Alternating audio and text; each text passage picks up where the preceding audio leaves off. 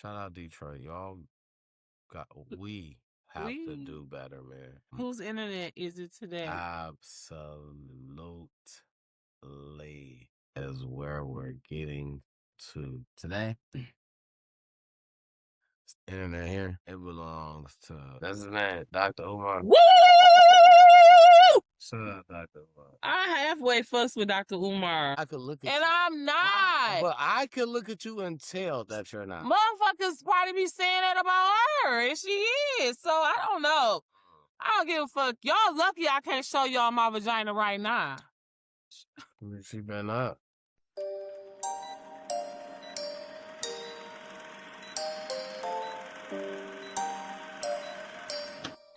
Two double. Hey. Prevalent. We live. Just checking in. Hey, let's get it. Time to talk it out. No doubt. Let's go.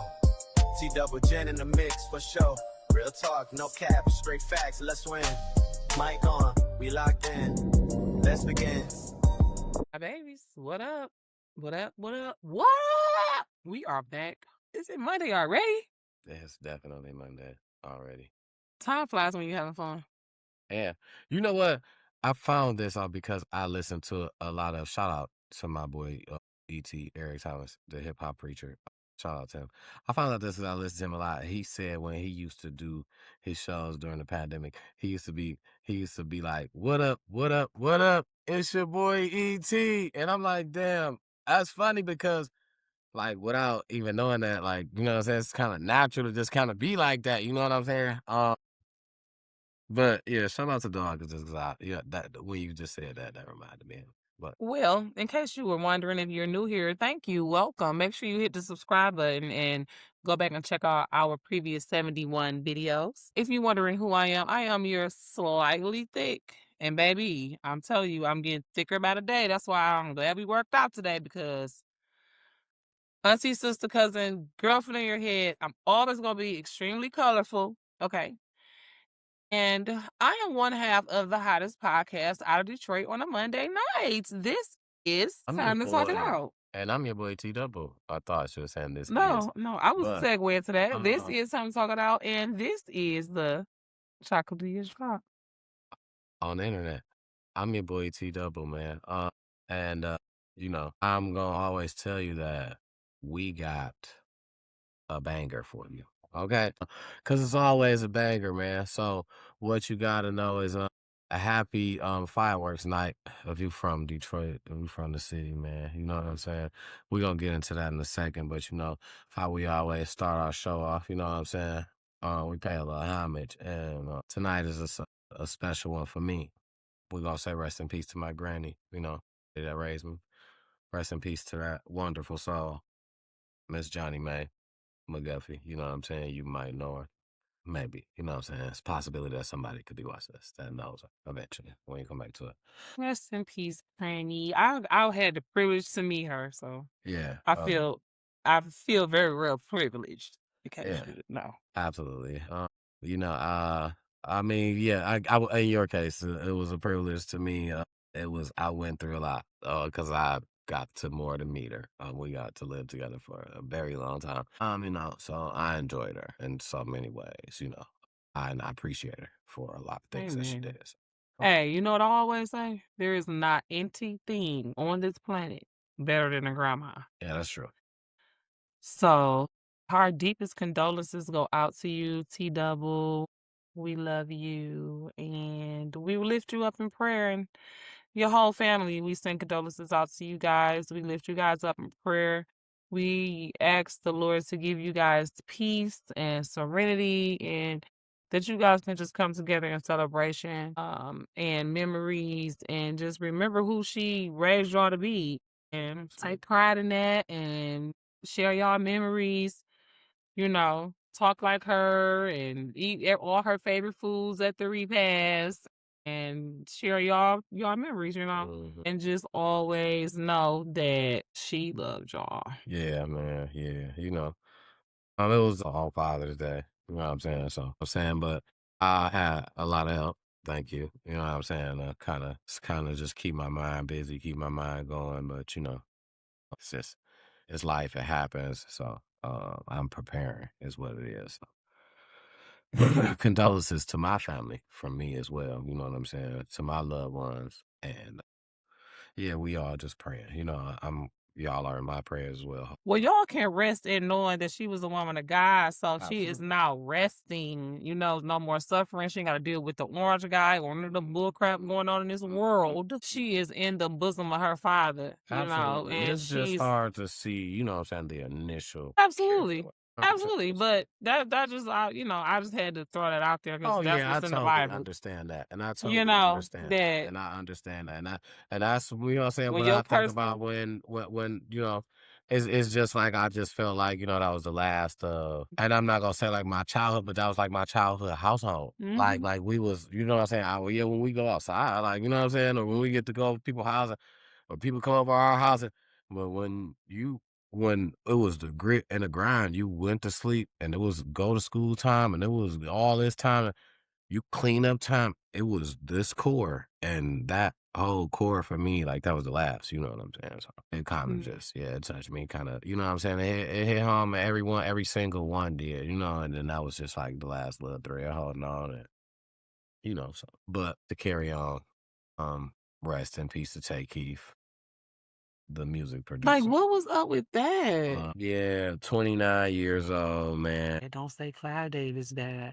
Yeah, yeah, yeah. We about to get to Clive too. I always heard about that, Clive. Yeah. Tay Keith, Bright. I hope I'm saying this right. Brigtavius Lakeith Chambers. I hope I pronounced that correct. 29 years old, man. One of the hottest producers out. Take Keith, fuck them niggas up. Ba da da. And him and Sexy Red was in some type of legal kind of dispute before this happened. And, How he died? well, nobody knows just yet. So, we are everything is alleged here. Allegedly, his girlfriend or baby mama or significant other or whoever it was did a welfare check on him because she said she hadn't seen him in 24 hours. This was the most recent story that I seen that kind of made sense. Everything else was kind of just like slow. But she said she hadn't seen or heard from him in the last 24 hours, basically saying like that wasn't like him. And she said she know that he had like a breathing problem or something like that. Like he had like health conditions basically. And to not hear from him, you know what I'm saying? A He had text or asthma? they didn't necessarily say exactly. She just said like breathing problems, like conditions with breathing, health conditions with breathing type of deal. So that's the call that they got. That's the 911 call. Yeah, you know what I'm saying? Because that's the welfare check. So that's allegedly that's what, but nobody still knows. Like it's not The nothing. autopsy is not. There's nothing reported that, you know what I'm saying, that's what happened. Because there was a bunch of other stories, some stuff about he, you know what I'm saying, just did it himself, or then they was talking about he was off whippets, and people was just saying anything. So when they pulled up the call, that made more sense. It sounded more like, you know what I'm saying, it could possibly be more of a reality thing than all the other stuff that I heard. But rest in peace to Take Eve and condolences to his family. I don't know if he had any kids out here, but just definitely prayers up to them, prayer warriors, strong they way, because it's just a rough time. It's definitely a rough time, and we definitely was getting to Clive Davis. Rest I'm in peace. sorry, I'm being nosy all on your paper, No, but that's fine. No, I that's couldn't fine. believe my eyes. So we're getting into it. Clive Davis is next. Rest in peace, Clive. Clive Davis, rest in peace. 94 years old. Dang, I didn't even realize he was that old, but yeah. I'm 94. No, what I'm saying? Legend. Legend in the industry. Absolutely. When I think of Clive Davis, I think of Whitney Houston. Felicia Keys. I mean, there's lots. There's plethora. Oh, I'm sure. Yeah. Yeah. So yeah, Clive Davis is a mogul, man. He is music, Yeah. So honestly. Like, rest in peace to him, yeah, that's crazy. condolences to his But I mean, 94 years old, that's a long, like contributed so much to Yes, the yeah, world. absolutely, You know what I'm absolutely. saying? So let that man go rest with Jesus. You know what I'm Absolutely, saying? absolutely. He ready. Well, I ain't gonna say it like that. I don't feel like that, but I Because feel like, he still had some years promised, because the Bible say you get 120. So he still had a couple of years but promised, but he probably was tired. yeah, people getting the older generations because of how the younger generations are getting so crazier.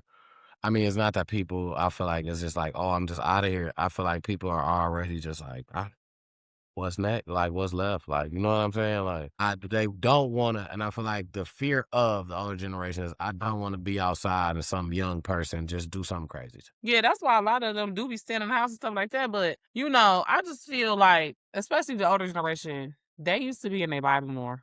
They, Absolutely, you know what I'm yes, saying? yes. Church, Talking to God. church. Even if they wasn't in church, they was in a Bible But type. I'm You know what I'm saying saying? Definitely church. more of Most them definitely. still, more of, Yes, absolutely. absolutely. Yes.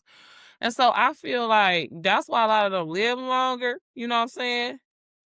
Even with diabetes, high blood pressure, they be had diabetes and high blood pressure for 45 years. It's just certain stuff about that remind me of my granny. I just think about, she was real heavy on the Bible, but she was real good with the stuff that she knew. Oh, don't get me wrong. Oh, she'll sit up at night, pop that light on, get that magnifying glass, and, oh, she in there, baby. She'll be reading it because it's so small. She can't see small words like that. You know what I'm saying? She pop that magnifying glass up and she reading it. You know what I'm saying? And I'm not gonna say that she was just like by everything that the Bible says. She just wasn't Who Bible. can? You know what I'm Her saying? name was Johnny, not Jesus. Right. I'm not right. I'm just making No, it I'm clear. not. I'm not being Yeah, mandatory. I'm just saying, like, right. Right. I had a conversation about that earlier. Like, before I started my journey toward Jesus from righteous to righteous, I used to think that. You know what I'm saying? I used to think, like, what do I look like just reading the Bible and studying the Bible? Like, I'm not no preacher. You know what I'm saying? I'm not about to teach the Bible. So what do I need to study the Bible for? God got me. I gotta pray, ask God for what I want, follow the 10 Commandments, and that's it. That's what I thought. So you treat the Ten Commandments like your Bible, basically. I mean, the Bible I thought was just like stories and, like, to tell you about what happened when Jesus was here, and, like, yeah, but I thought the rules and, like, what we had to do to make God happy and to stay out of hell was follow the 10 Commandments. I swear to God. I mean, I'm not saying nothing. I didn't know I didn't know you had to have a relationship with God. Like, what is that? That was so foreign to me. So when I found out that your relationship is with the words in the Bible, when I found out that the words of the Bible is God and all of that stuff, like, it was so different. But for like 30 years, I didn't know that. I thought you just said the prayer. See, and also in the Bible, you got them prayers that you got to say. Yeah. So you need that, and, like, for the lessons in the Bible. But I didn't know that the Bible was God and the Word was God and the Word is God and was with God. I didn't know all of that. A lot of young people, like, don't know growing up. Like, you know what I'm saying? That's why I tell my baby to read her Bible now. That's why I try to teach her stuff like that now. Yeah, but a lot of young people. Because if I would have known stuff like that now, like that you draw closer to God, he'll draw closer to you. I didn't know that. If I knew that, I would have been drawn closer to God when I was in my teens. Right. Well, as soon as you figured it out, as soon as you Soon found as I out, knew. you know what I'm saying? That's how I go. It's just that And it would have been an easier habit. growing up, a lot of, you know what I'm saying, we just didn't know a lot, and that's how it is. Even with parents that knew God and introduced us to him. Because they didn't know. Exactly. That's what it is. You know what I'm saying? Because they didn't know. They did it the best way that they could, and that's what I'm saying about my granny. Like, we started off. We would go to church every once in a while. You know what I'm saying? Especially on Easter Sundays and stuff like that. Like, certain moments where even when you didn't want to go, oh, you going? Give you this piece of peppermint. You better keep your mouth closed. Here you go. Put that in your mouth so you ain't got to.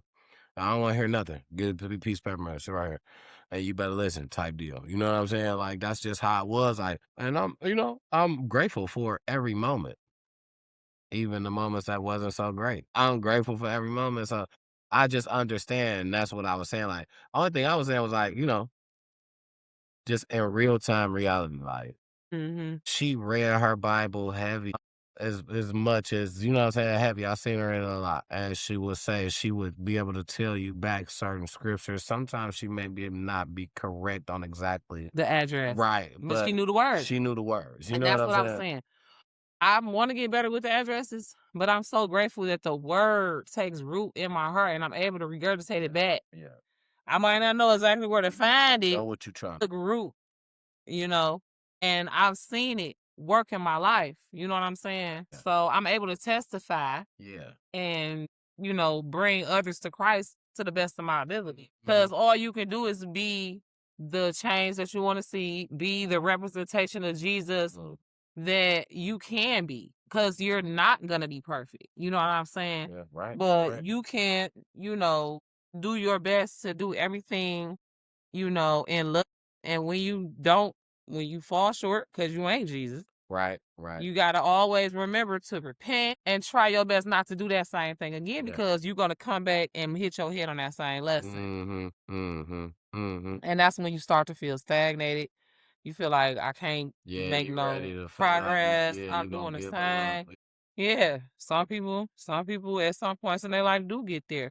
I've been there, till it was like, I see how people kill themselves, because this shit is some bullshit. Yeah, I mean, yeah, been Ain't no way I'm I supposed to be wasn't able to do all this. I wasn't talking about that give up. That's what I'm talking I was about. just talking about giving up, like, hey, you know what? I just live on the streets, be homeless. Like, that's what that mindset. That's what creates that. Like, You got a whole lot of those people people. that'd rather be dead than do that. Yeah, but I understand that. I'm not saying that wasn't. I was a little lighter on when I was saying My give bad. up. Yeah, I was a little lighter on the give up part.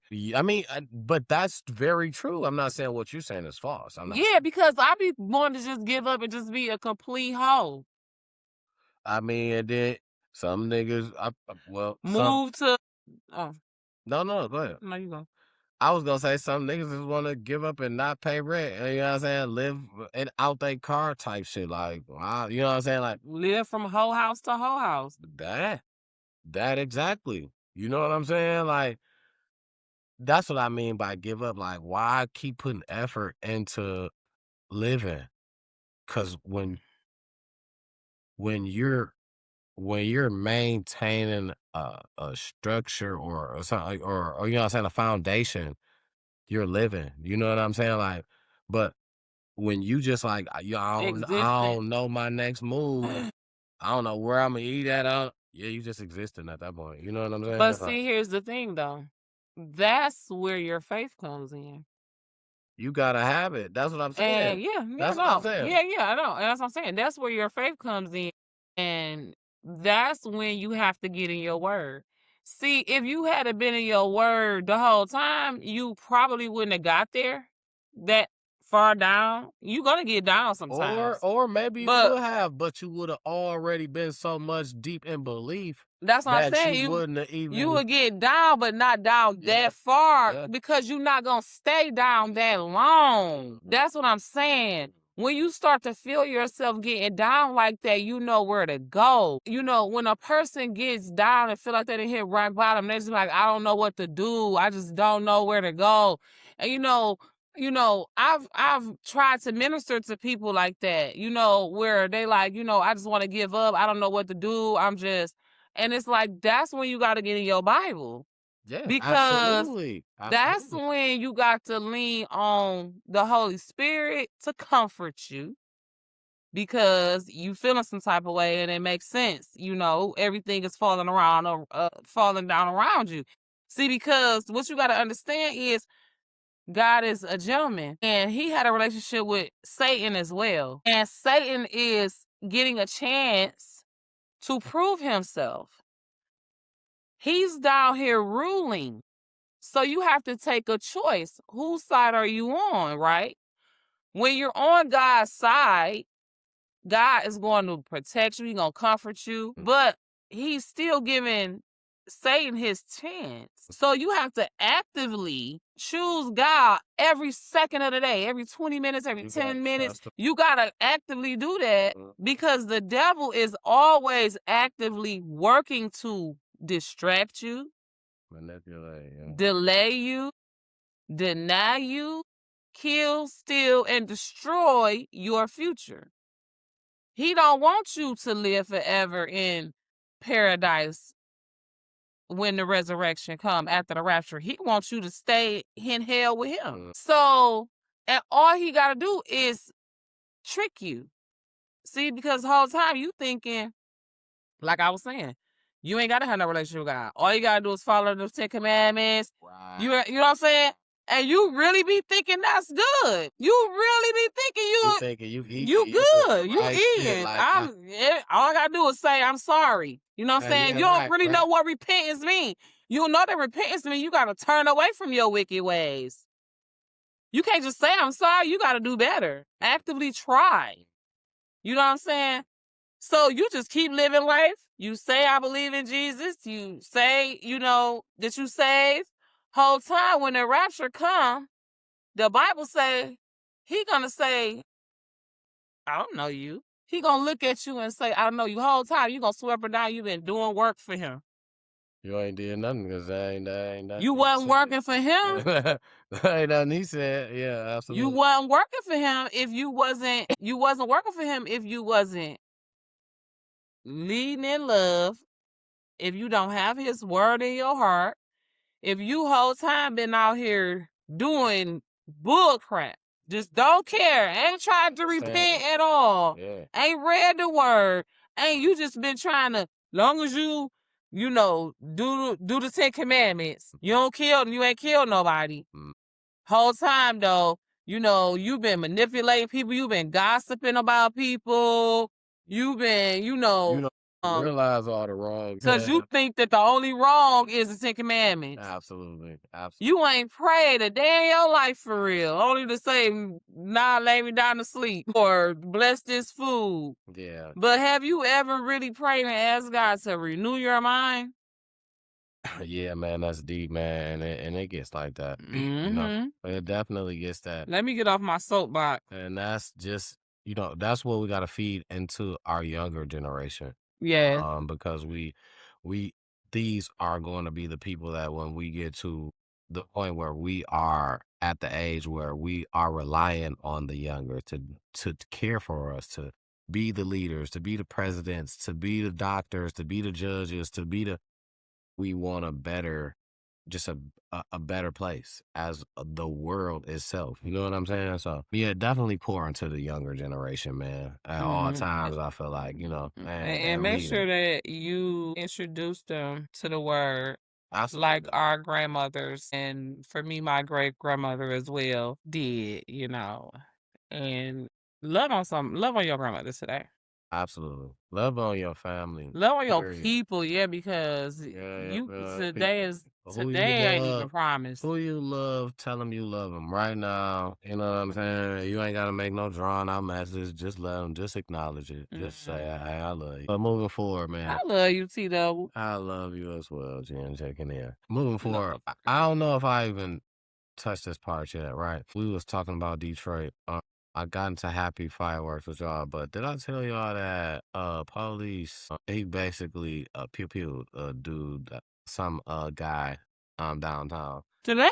at the fireworks. Today? Before the fireworks started. It was shooting immediately. And when people asked me, they was like, you going, because I work at 9 to 5, by the way. So when I was at work, they was like, you going downtown for the fireworks? And I was like, absolutely not. I would not be doing that. The last 2 years in a row has been previous. You know what I'm saying? That's why they had the kids on an 8:00 curfew, because they wanted to, and they had interests in certain stuff where certain places where they were checking people for weapons. All they said was just don't come with no weapons.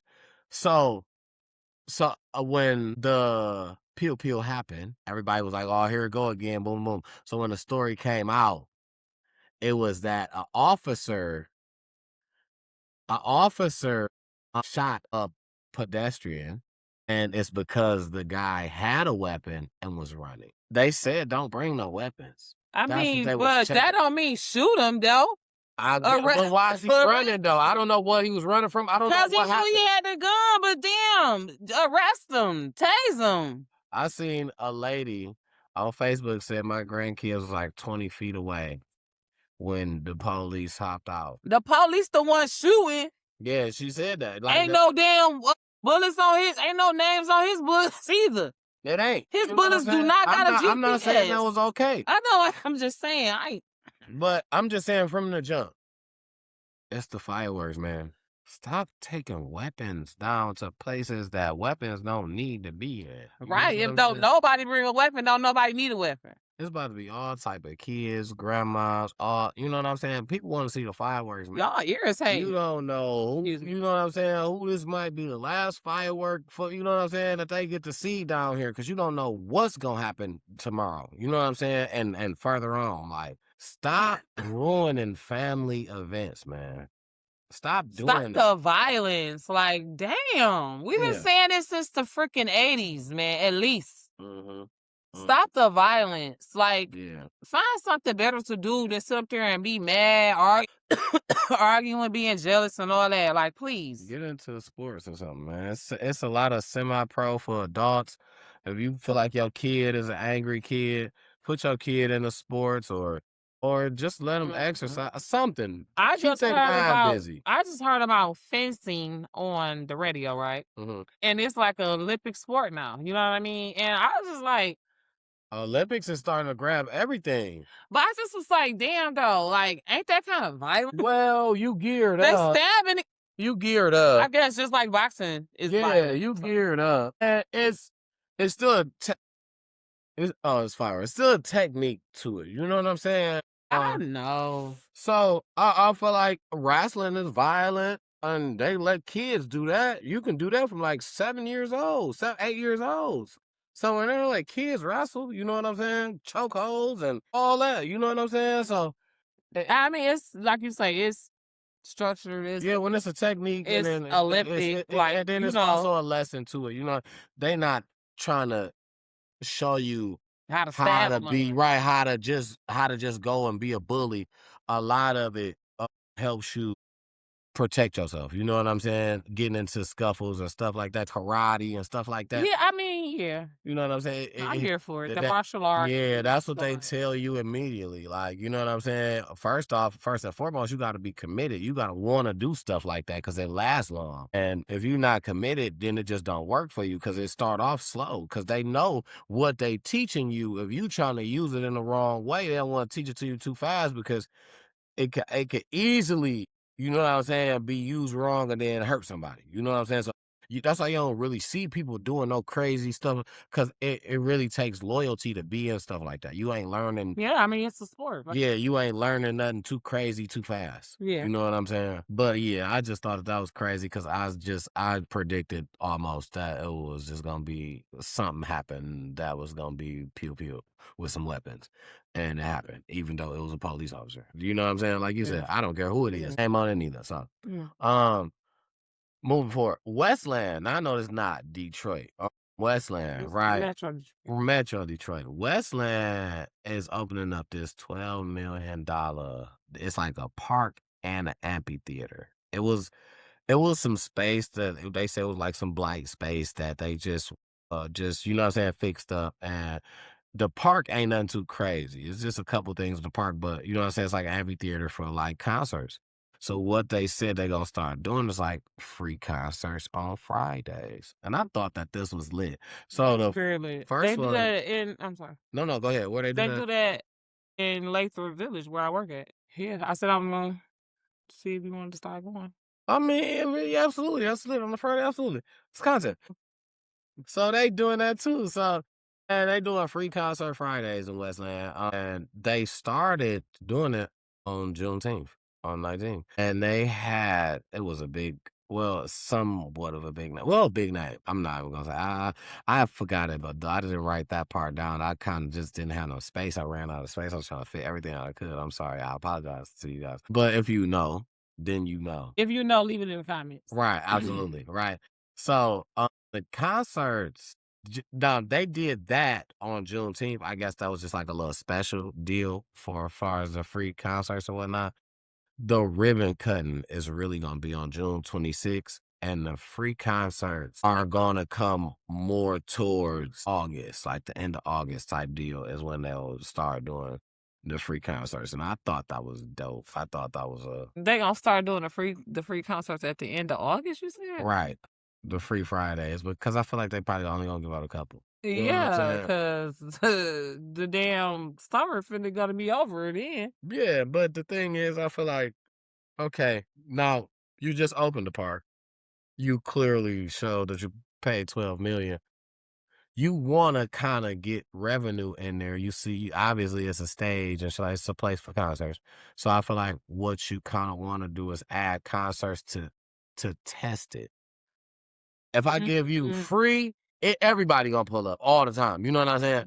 This year probably gonna be the free ones. You know You what I'm gonna saying? get them late though, but I feel like it's probably gonna be because they cut the ribbon still in June, and I feel like that's them testing to see how much we can the pull it in. demand, Yeah, the absolutely. demand, so they can know Mm-hmm. how much to charge and how when they start charging, and they like, you better get in when it's free because it's not gonna always be free. Absolutely. Then give the people. I feel like see how it's gonna see if when we charge. Okay.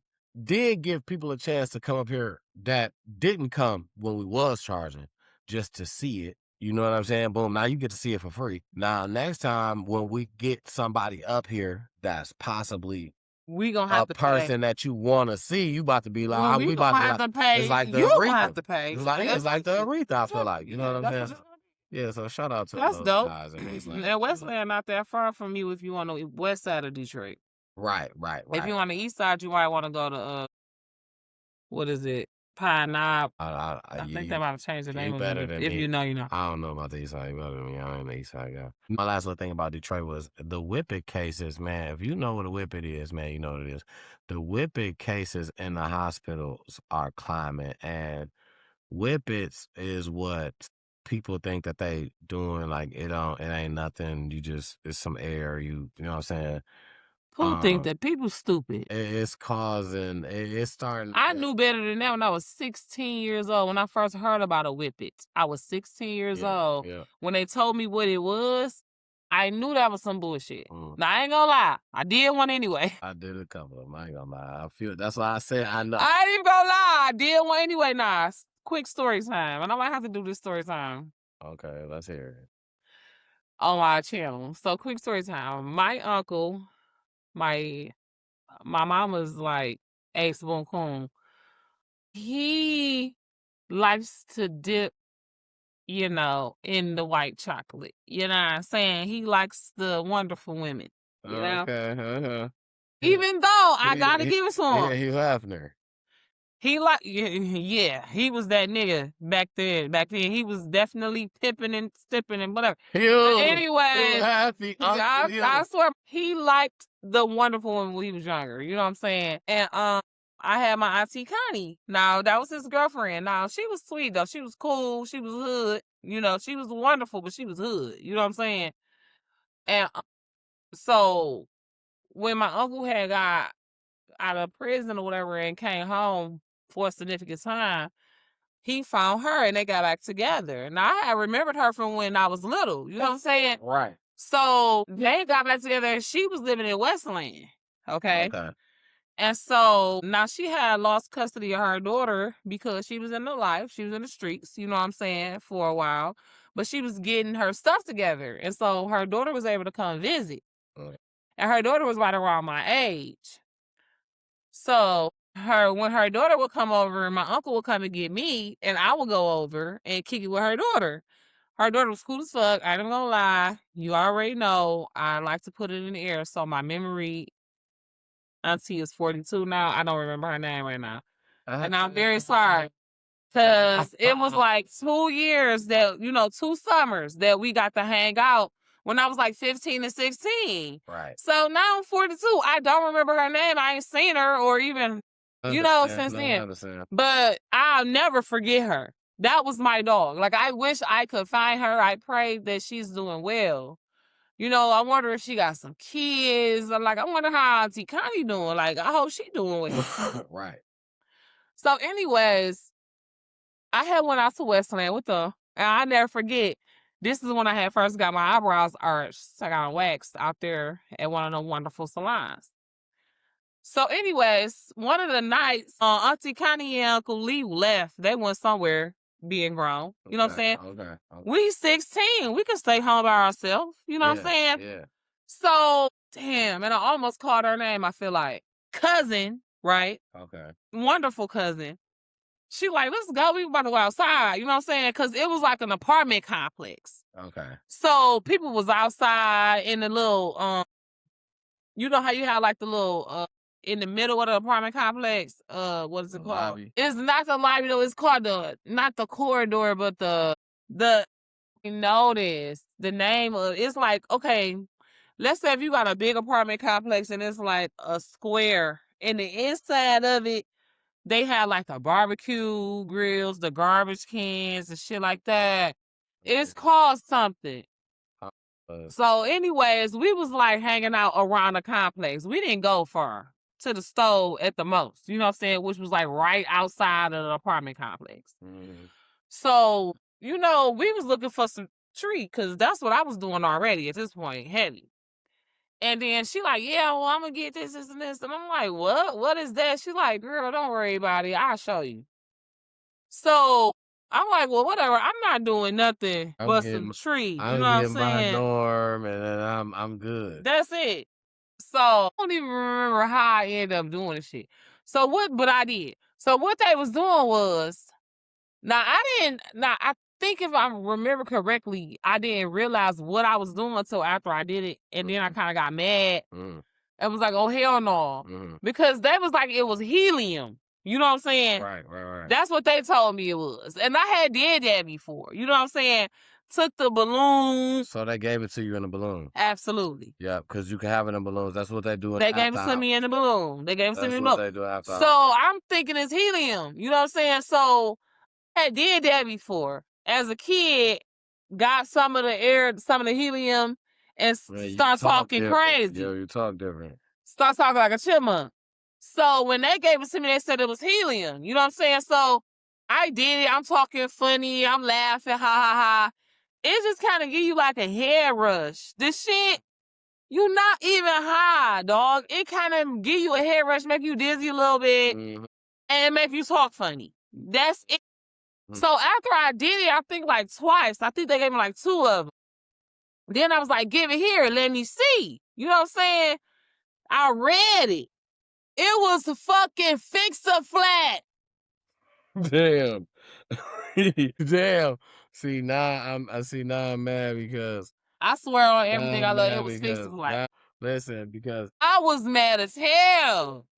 I'm like, what the fuck, man?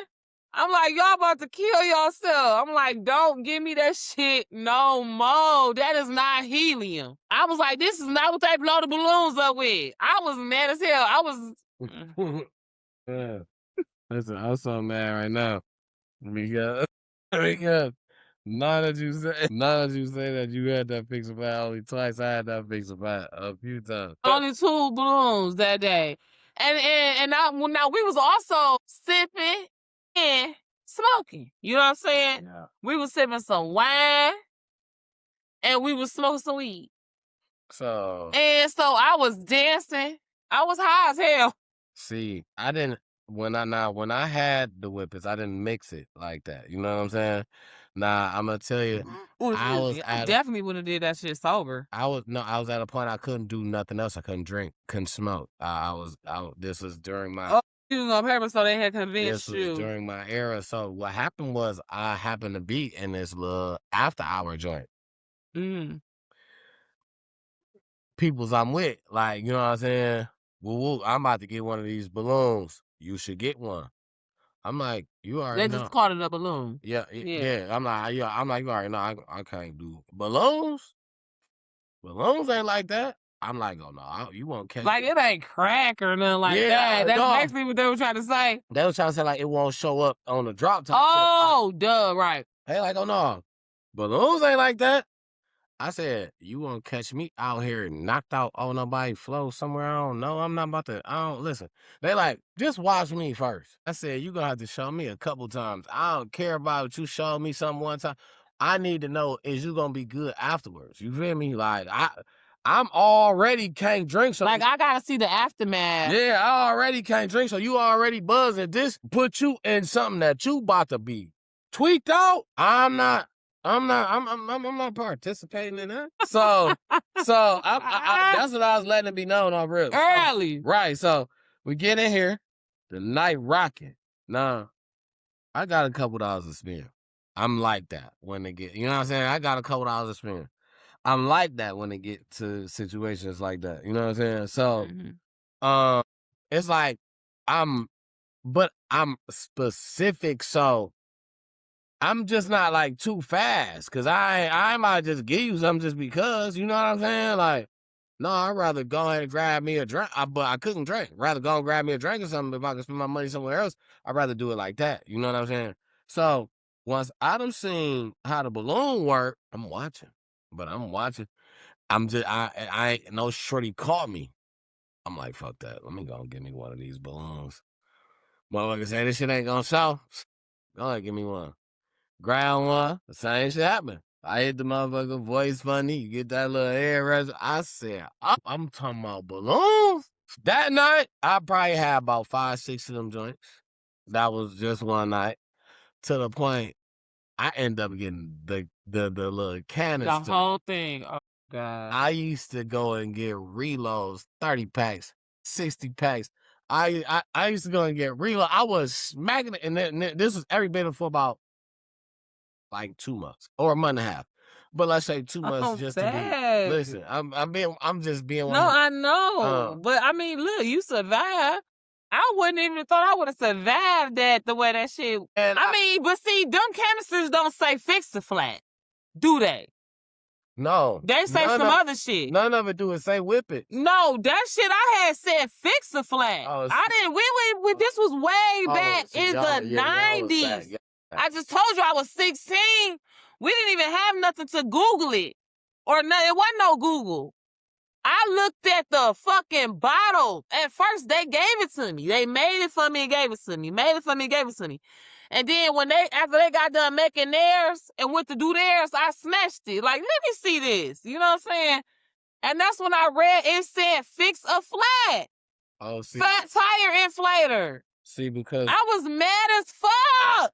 I'm mad now. See, because the only thing that is that they doing, that's the same shit. It's CO2. It's like it's freeze. It's like, but they say that should do is it freeze your brain and shit for a minute. That's what make you high.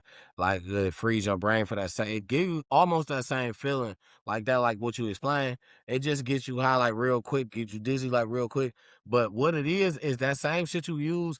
You put milk in that same canister. You shake that shit up, milk. No, you put heavy cream and like sugar and shit, like whatever you season it with. And you they shake come that out shit up as like that, and they come out as whipped cream. cream. So it's just like real cold shit. So you sucking that shit and it's freezing, like, you know what I'm saying? No, but that shit said fix the Yeah, flat. that's So not once what whippet is. yes, it is though. That's what it was back then. I'm saying back then, but I'm saying right now, that's not what it is right now. That's what I'm saying. They I sell. bet you it's basically the same shit. No, what I just explained to you, it's like a cooking thing, but they selling this in the gas stations behind a counter. But you cook with it, literally, is what you do, because what's gonna make whipped cream that you done shook up turn into, you know what I'm saying, that foam cream like that? It must be some type of chemical compound. It's like CO2. It's like shit that's cold. It's something that's shooting out of there that's real cold. You know what I'm saying? But obviously you can put it on. But obviously you can put it on food, so it's not chemicals. Obviously, you can put it on food. All I know is I was mad as hell. I never even asked to go back out there. You know what I'm saying? And it ain't like I just was like, no, I'm straight. You know what I'm saying? I just didn't go. She started coming to Detroit. You know what I'm saying? Mm-hmm. Cause my uncle had an apartment upstairs from the lady that lived next door to us. Mm-hmm. And I don't know if honestly, he probably lost that apartment out there in Westland. Like shit, he got this place. I could just stay here. You know what I'm saying? This shit costing me money. You know, she ended up coming to stay with Uncle Lee up there in that apartment, and she came to his apartment, and we hung out in Detroit a few times. You know what I'm saying? But I did not go back out to Westland for the next couple of months that he stayed out there because I just was like, no, I'm straight. Next thing you know, these bitches are gonna be trying to shoot some heroin or something. I don't know.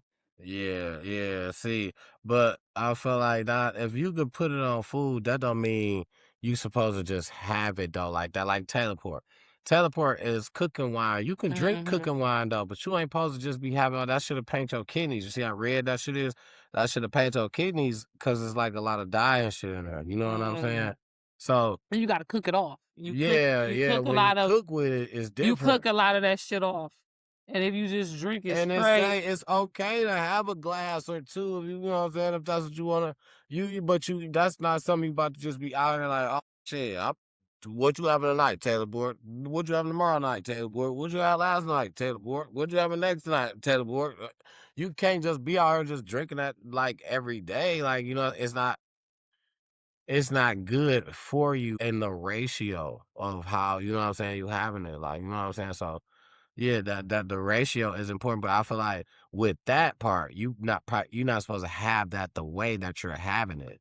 But that don't mean that you can't put that in something that you're consuming. You can make whipped cream out of that same canister, and that's okay. Won't nothing happen to you. But you're not just supposed to be consuming the air out of the canister without, you know what I'm saying? That's what you're not supposed to be doing. So that I feel like is wild to me. Like I said, listen, I had a story about it. Listen, I did it.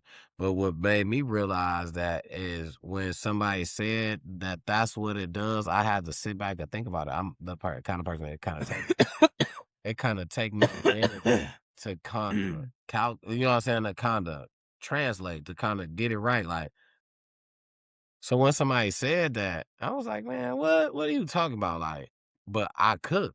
You know what I'm saying? So at the same time, I think I was cooking at a place where we was making whipped cream. We had one of these, and I used to make whipped cream for the brunches on the weekends. I think I was cooking at the same. So when they said that, I just kind I'm of sorry. start kind of just putting two and two together. You know what I'm saying? And trying to figure out why is that effect happening. And then once I kind of thought that I couldn't put the process together, like why that's not for me. You know what I'm saying? But yeah, You man. saying why is it that you get this rush? Why is it that you get high?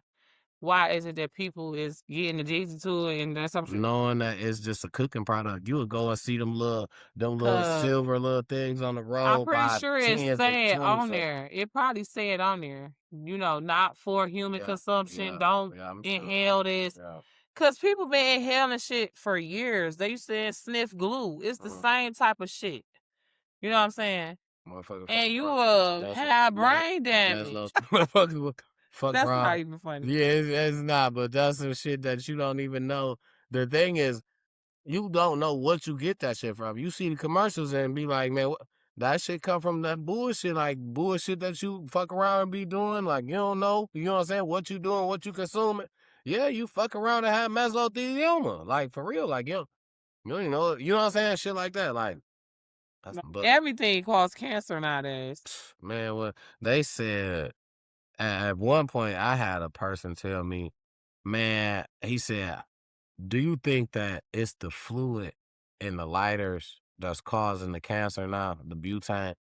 I said, I don't know. I said, why you think that? He said, because back in the day, it wasn't a lot of cancer, and they had the snap lighters, the cons that you just open up and it's already lit, the wick lighters or some But shit. ain't that butane that you shoot in there? I would guess so, right? And that's what I'm thinking, like, bro, all the lighters pretty much work the same. I'm thinking they just made it more compact nowadays, like, and They put made them more the smallest brand, one. yeah, and then branded them, and then start putting stuff on them that make them more unique, stand out type deal. I always thought it was the same, but I mean, that was a good question. I would guess it was, yeah. You know what I'm saying? Especially to be older, like you know what I'm saying, and not to be like probably keeping up with what's happening. You're just trying to just figure it out. Being older, just using the knowledge that you got from what you seen, and you know what I'm saying? Because ain't no way you looked that up and seen that. You know what I'm saying? Like what I'm saying. You know, so yeah, it was a good question to think off the top. You trade what up, Georgia Goo? Yeah, that was the end of that. That was I the got end a of that. couple of things that I wanted to touch on. Okay, to that. Yeah, that's gonna be. I'm sorry, y'all. I should have been much more prepared, but I'll tell y'all later why I wasn't. So the main thing that I really wanted to talk about in Detroit, what up, doors you cool, and like I feel like this is a problem all over the country. The sentencing guidelines or whatever is going on with these grapists and essayers, right? Getting out on bond, not having to do that much time. Now, to you judges, right? And when it's your mother, when it's your daughter, when it's you gonna think twice about letting these mother scratches out of jail before they is proven innocent, right? Once they proven innocent, I don't got nothing to say. But once you got probable cause to arrest them, don't just let them out on no cheap bail or just let them out on bond. So this story out of Detroit, what up though? Is you cool? Is y'all cool? I don't think y'all cool. We still mourning Naziah Harris. Me personally, I'm still mourning Naziah Harris. You know, we still mad that oh boy didn't really get his just due. And already, once again, June 22nd, that's today, a Detroit man out on bond in a sexual assault case is now accused. You know what I'm saying? Yeah. Assault case is now accused of assaulting 2 more young girls that belongs to the woman he was dating. That's sick, man. And that is sick, man. That is very, very sick. Like sick. Yeah, I agree. I agree that it ain't no way he should have been able to. he was already. It ain't no way he should have been able to get back and do that. System. That's on the system. I blame that on them. That happened to them girls. Yeah, them last two. I blame that on them because ain't no way that you don't gotta chase him. You ain't gotta look. He right here. Ain't no. Why is it even a bond set for somebody who can do the same as so much bodily harm to the same as somebody who got a weapon? Let me explain. But a why. person who got a weapon won't have a bond, and this is the same type of like I don't even understand. They can cause the same type of bodily harm. I just don't. It makes no sense. Let me explain. They do not care about women. First of all, women, right after black people, right? Once black people, after slaves got their rights and got emancipated, and it was that whole Civil War and all that, right?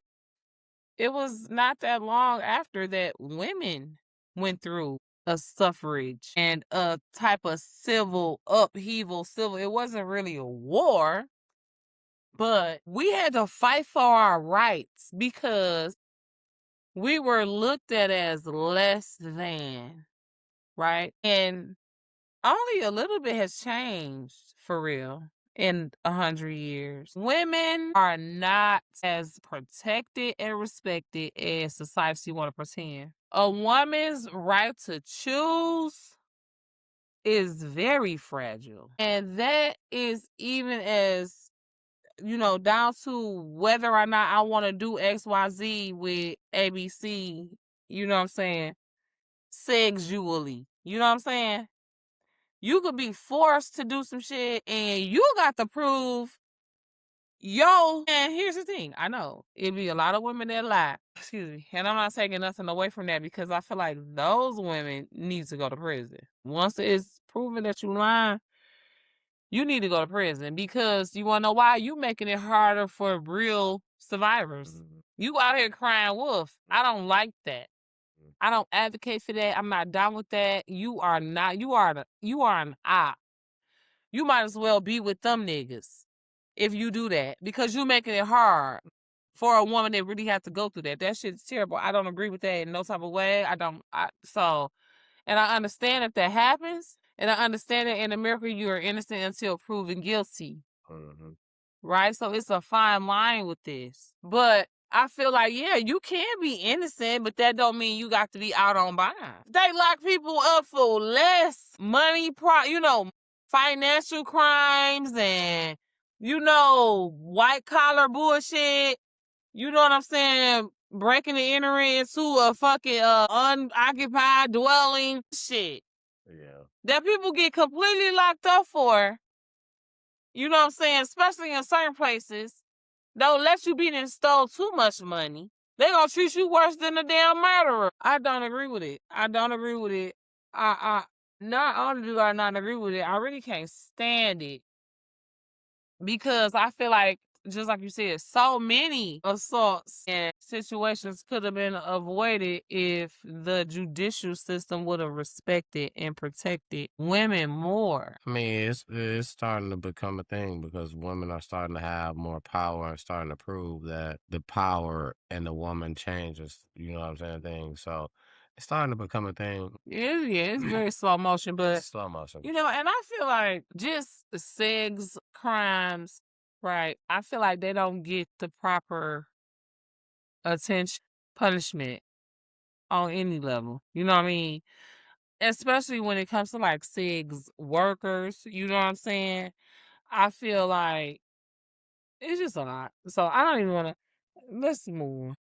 I'm sorry. But yeah, I just wanted to talk about that was my thing, right? Because I wanted to point that out. And like, we need to start writing the prosecutors, start writing these judges, and advocate for these. Oh, you don't have to write them if you vote the right one in. The thing is, people, a lot of these judges that's on stand are winning by default because people don't even know when to vote for the judges, the Supreme Court, you know what I'm saying? Don't know who they voting for. They just vote for a name Just get into them, man. because it sound like they black. Yeah, just learn the people, and then half the people don't even go out because they don't even. I vote, but I vote black. When the days are like those when you're voting for judges that don't come on the same day as the president. That is so. Yeah, it's all different. Sometimes it might be a year that it's not a presidential election, but it still matters. Yes. Absolutely. Yeah, And I I agree. feel like that's what kind of throw people off. Like, oh, we ain't voting for the president. No, you still got something that's and we give you this information. Don't be in ignorant. your community, and that's why these commercials come on the TV, and that's where them judges I mean, and I the don't watch laws commercials either, but and the I haven't laws seen one of them that commercials in so long. But oh the my god, laws that are options for the people. When people like, cause they ain't vote this. We went to Louisiana and they was like, well, marijuana will be legal, but the people didn't get out and vote. And yeah, they sure did say that. if people don't tend to, what's not viral or what's not popular or what's not, but then expect stuff to get better or expect your community to change, and you didn't put foot forward to try to change nothing. Like, what are you thinking? You just fell in with everybody else, but then just thought like, hey, yo, this gonna change somehow. No, put foot forward.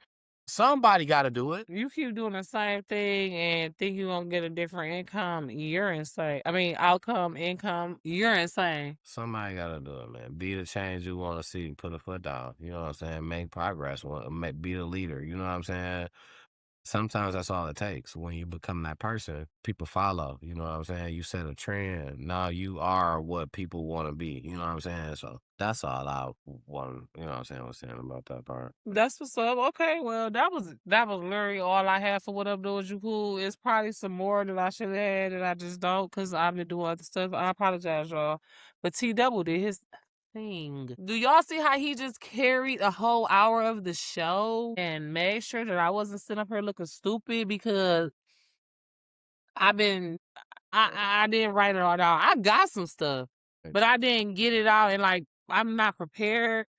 But teamwork makes the dream Listen, work, and she I'm was not just sitting here looking like nothing extra. She was doing. well, She I was doing a bunch of stuff. My ADHD kicked in hard today. Y'all. I'm not even So gonna it lie. was 30 minutes and 30 minutes. Okay, but I guess that's all of the Detroit part. But yeah, man, listen.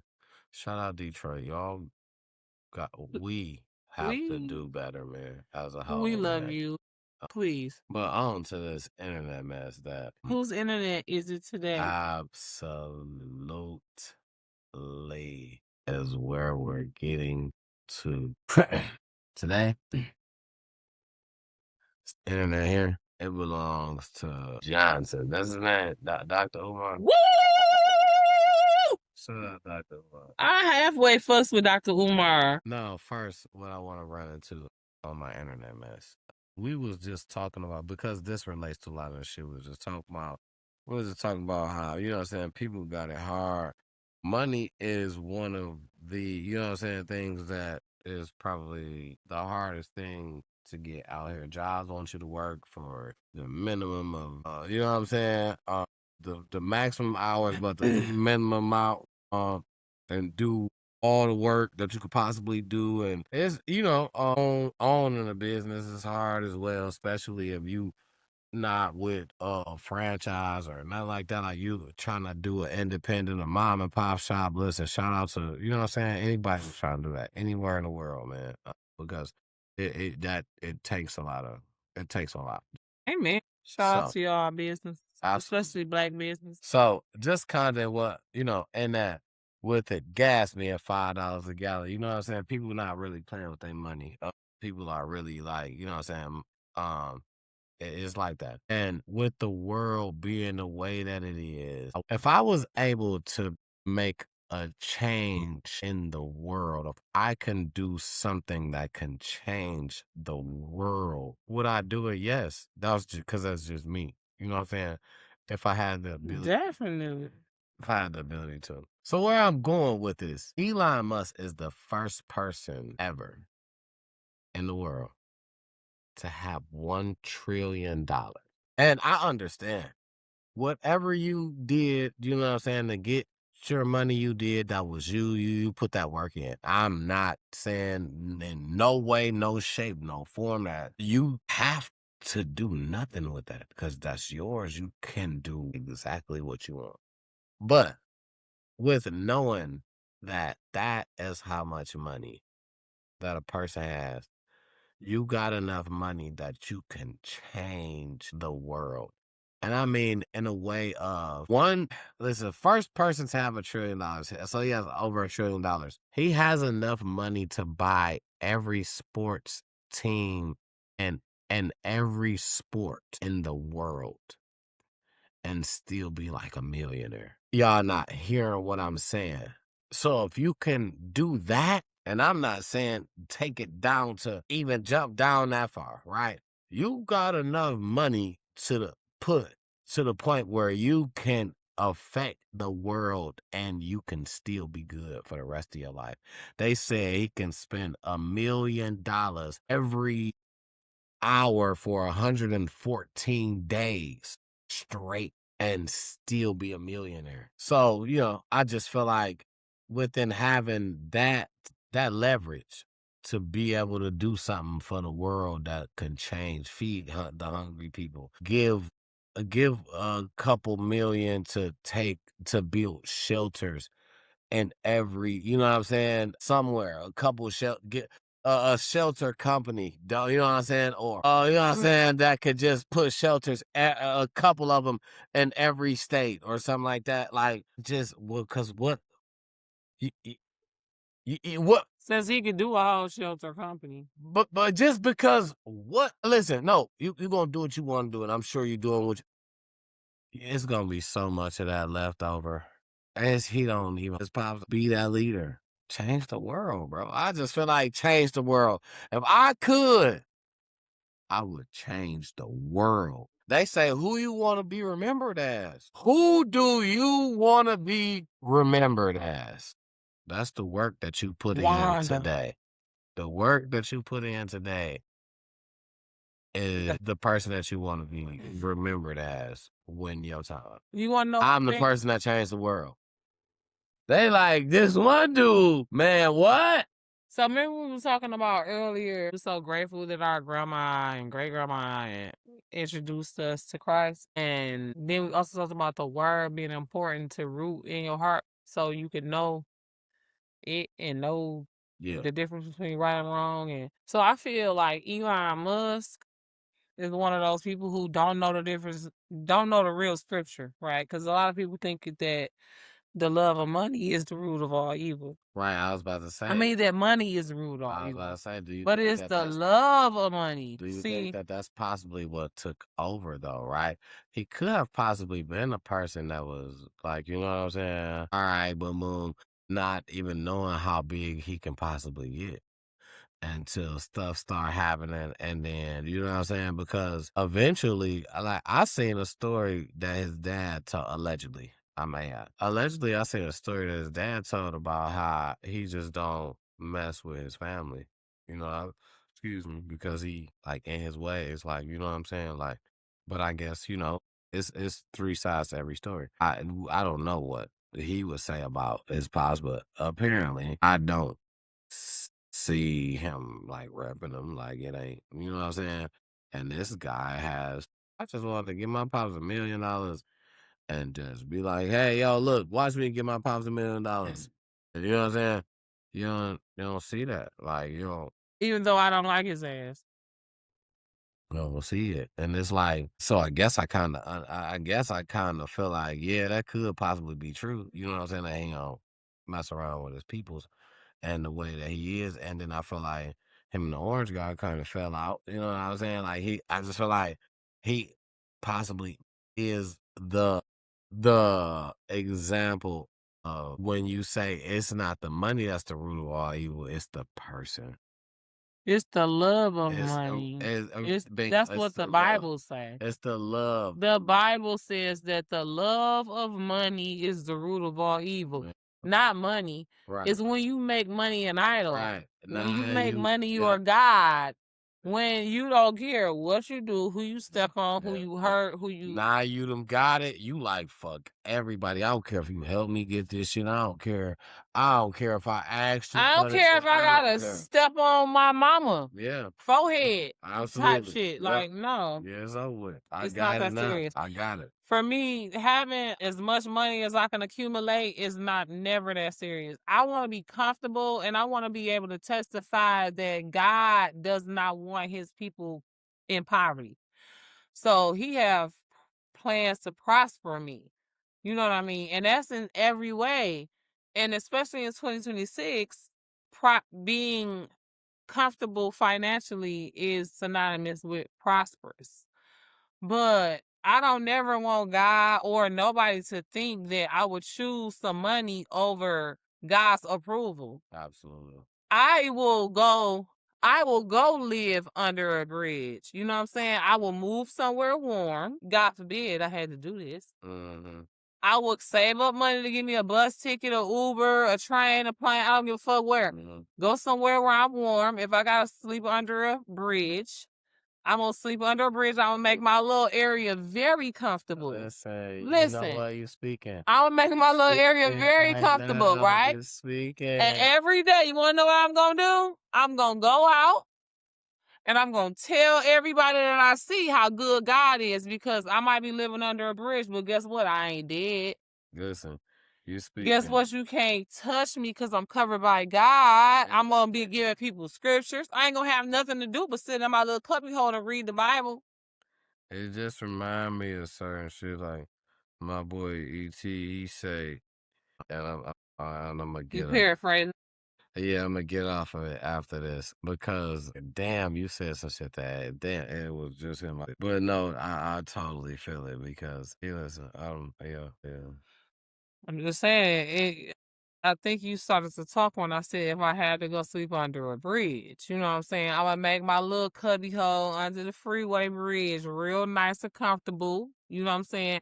When I invite somebody over there and they come in my tent, they gonna be like, the fuck is this? You know what I'm saying? You made this shit look like the Taj Mahal, okay? Because I'm blessed. I'm grateful for everything I've got, and I'm going to take care of it, and I'm going to give God the glory. And I'm not going to be ashamed of nothing because I'm going to testify the whole time, and God going to lift me up to where he want me to be. See, because sometimes you got to go through it so God can use you. Because you can't relate to nobody that's going through it if you ain't never been through it. Okay, there you go. So I'm grateful. I like Dr. Umar. I ain't even gonna lie. Like, I think he a little radical sometimes. He a little crazy. I think he do some things for clickbait and clout, and But at the same time, You know, thought speak. I mean, he definitely speak real. he But I'm speak real, but yeah, like you said, he kind of but that's how you have. Sometimes how you have to absolutely. do so people pay you attention. And that's why I was Yeah, saying that, like, don't get discouraged if you see some stuff from him that might be, off the wall funny. Because especially here lately, I've been seeing him do some shit that's like, I seen him point out a situation. I mean, I wasn't even gonna bring this up because you know what? To me, I'm not even getting all into the situation, but so I wasn't gonna bring this up on the show. But since we're talking about Dr. Umar, I seen a video that I saved because when I say he speak real, he speak real. He spoke about the Carmelo Anthony situation, and he spoke about how it's another kid who had a very similar situation, but he was a wonderful kid, and what he did was he did that to a Mexican kid 4 times, and he invited him into the bathroom. He said, "Come in here with me." And beforehand, he was telling him, "Yeah, I want to put him on life support." So which means that you planned it because you was telling people that you wanted to do it beforehand. You invited him into the bathroom. It's all a case. It's all very valid. They pulled up the scene. The whole story in the news is in the same state. The kid pulled the other kid in the bathroom, so he wanted to fight him. Poked him 3 times. Poked him 4 times. He was telling people beforehand, telling kids beforehand he wanted to put him on life support. Poked him 4 times in the bathroom, so he already had that plan when he pulled him in there. He got 10 years manslaughter, and they say he only gonna have to do half, so it's 5. They said Carmelo get him 35, he gonna have to do half, that's 17. Same case. Well, even worse on that behalf because that those witnesses said that he planned it. Dr. Umar is the one that's putting that out, but don't nobody want to hear him. Absolutely. Don't nobody want to hear him. And I personally has witnessed how people are getting in their feelings about it without you don't gotta say nothing. And it's more so the wonderful people that's getting in their feelings about the situation because they feeling like if you say anything, being a person of color, if you say anything about that, you protect it. You protected a person who did something wrong. Immediately, that's how they feel. They don't want you to say nothing about it. But all this other shit that happened, you don't, what about that? I had a wonderful person tell me he made a meme that had a cartoon blackface, but it was like from Futurama. But so the face got painted black because they was yellow. The face got painted black, and the thing said, "Let me find a reason to say white folks did it." I put 2 laughing emojis, and I said, "Y'all did enough." It ain't no reason for us to find no reason. We don't need to find we don't want no more reasons from y'all. And I ain't trying to be like that. But don't come here like that. We don't want reasons. We want peace, man. We want peace. We love who love us. Don't do us like that. I don't like that. You know what I'm saying? So, and that's just not fair that it's really not. that But it's not new. Automatically jump to a conclusion or jump in a defense win, but ain't nobody say nothing when dogs sat on George Floyd's neck. Ain't nobody say nothing when that police officer did that to that lady. I forget her name when she was in that car by herself. Miss Massey, I think. No, she was in that car by herself. She was I know what you're talking about. And they say Ice did it to him. they put her in a jail and they try to take a picture of her and they said that was her Oh, you mugshot. talking about oh my God, I'm sorry. You're talking about Come on, give it to oh come God. on, give it to Oh God. give it to me. Come on, give it to me. Oh, say her name, Sandra Bland. Say that. Sandra Bland. Say that. Say her name. Sandra Bland. Say that. Bland. Say that. Sandra Bland. Come on now. Sandra Bland. Like y'all ain't this. Sandra Bland. That's what I be saying. Like, I really don't want to get into what, you know what I'm saying? How shit really happened. A mug shot, a baby upside down or laying on the ground. Because how's her hair flat and she supposed to be standing up? They took that lady out immediately and she ain't do nothing. That's a woman. I don't want to hear that, man. I just don't want to. Don't come to me with that, man. I don't like that. Don't do that. I mean, it's so many names. Man, there's too many of them. So many. So I'm trying to blame? I don't have to try to do anything. Tell him, babe. Tell him, T-Double. Like, tell him, T-Double. I just don't like that, man. And listen, Dr. Umar, man, listen. Shout out. Sean, Keep putting your foot on their neck. Schools in other countries and shit like that, man. Listen, man. Keep putting your foot on their neck. Listen, man. Absolutely, man. They can't listen, man. Only thing they can do is hate. And when they hating, you know you're doing something right. That part. Now listen, what they say when they run out of when they stop hating, they start telling lies. When the hate don't work, they start telling. They start telling lies. That's it. Come on now. We ain't gonna let them do us like that. We gonna keep it strong. We gonna listen, man. That's why I want our young ones, man, to stick together. We gotta learn. We gotta teach them early. Stick together, man. For real. Because we are the problem when we stick together. We are what they scared of. Because we are what they rely on. Oh, man, my boss had sent me, let us listen to a message. I need to ask her if she could send me that. Or I might have to just get the name and I can probably pull it up. But it was powerful. This man was talking about how black people is special. He was a preacher. He was talking about how black people is special to God. You know what I'm saying? They know that, you know, it's no coincidence. But I watched something else real quick. I don't mean to cut you off. I watched something else. I wasn't saying nothing. I watched something else real quick that said, when it come down to all of us, we all are really black, right? But when you look up your inheritance, the normal thing to do. Your heritage? Your heritage. I'm sorry. Okay, no, you're right. I'm sorry. I said it wrong. You're right. When you look up your heritage, the normal thing to do is you gonna stop at when you see something different. And they like, no, don't stop right there. Keep going back. Because if you keep going back, you're gonna dial up and you're gonna see African. Like, cause it started off basically one tribe is what they tried to say. Like, you know what I'm saying? And it basically branched off. Like, you know, I can't say like predominantly is what I want to say. It started off predominantly. It was like or however it's crazy how they explain it. I wish I could probably pull it up on my phone, but it'll take me a minute, so I'm not even gonna go through that. But basically, the moral of the story is what Dog was trying to say is how people go to these websites and try to get their bloodline, and they stop at the first time that they hear something different instead of continuing to dialing back. Are you talking about like how I did the ancestry DNA thing? Yeah. And so when you say they stop when they hear something different rather than to go back, To what be do you right, mean? to be like, oh, well, bam, that's where I'm from. People. He said people would be like, I'm Dominican or I'm this or I'm that, but it's like so soon as they dial back and find the first part of Dominican, that's where they stop at. Like, boom. I told you I was Dominican because this, but he was like, They don't. if you go back further, you really African American. That's where it started from, but it was mixed with somewhere in there, and that's what, you know what I'm saying? Like, So basically what I'm hearing, right? And I totally agree.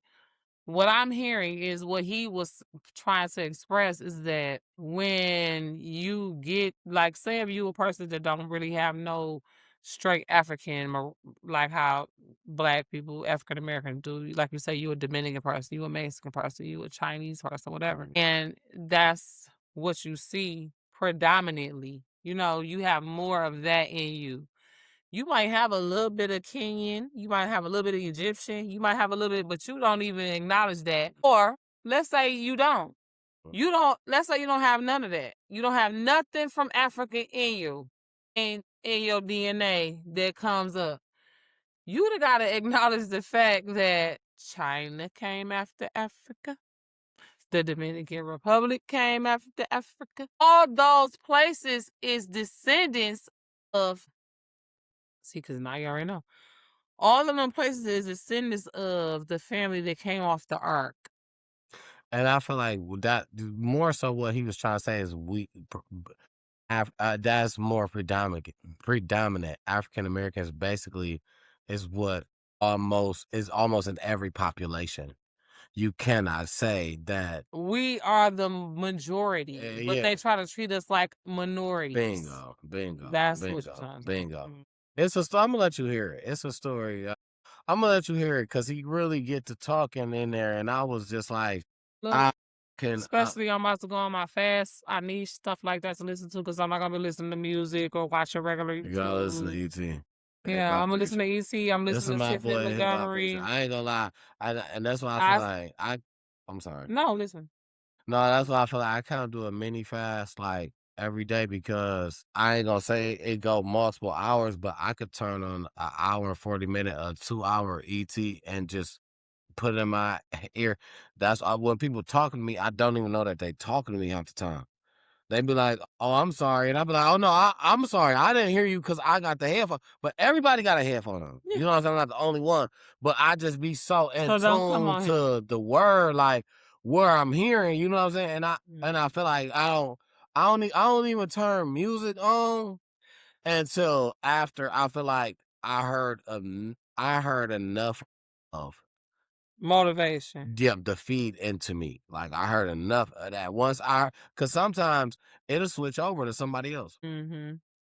I like Inky Johnson, so it'll switch over to Inky.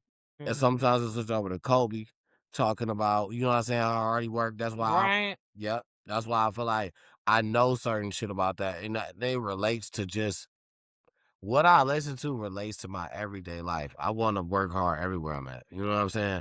It relates to my everyday life, but that football is kind of, as a kid, is what taught me that. Football was the lesson of life for me, is what I feel like, because how you prepare for football is how you want to prepare for life. You know what I'm saying? You want to practice as much as you can. You want to, you know what I'm saying? You want to see a vision. They used to say, listen, before you even in that spot, you are supposed to be envisioning that you did this, envision that you did that. And one thing about ET said, I've been here already. I was already here. I already said this. You know why? Because I envision myself doing it. And that's why it's certain stuff about life that football is just like, that's the same thing they said. Football for me was kind of like, it was like, hey, this is what it's going to be. You know what I'm saying?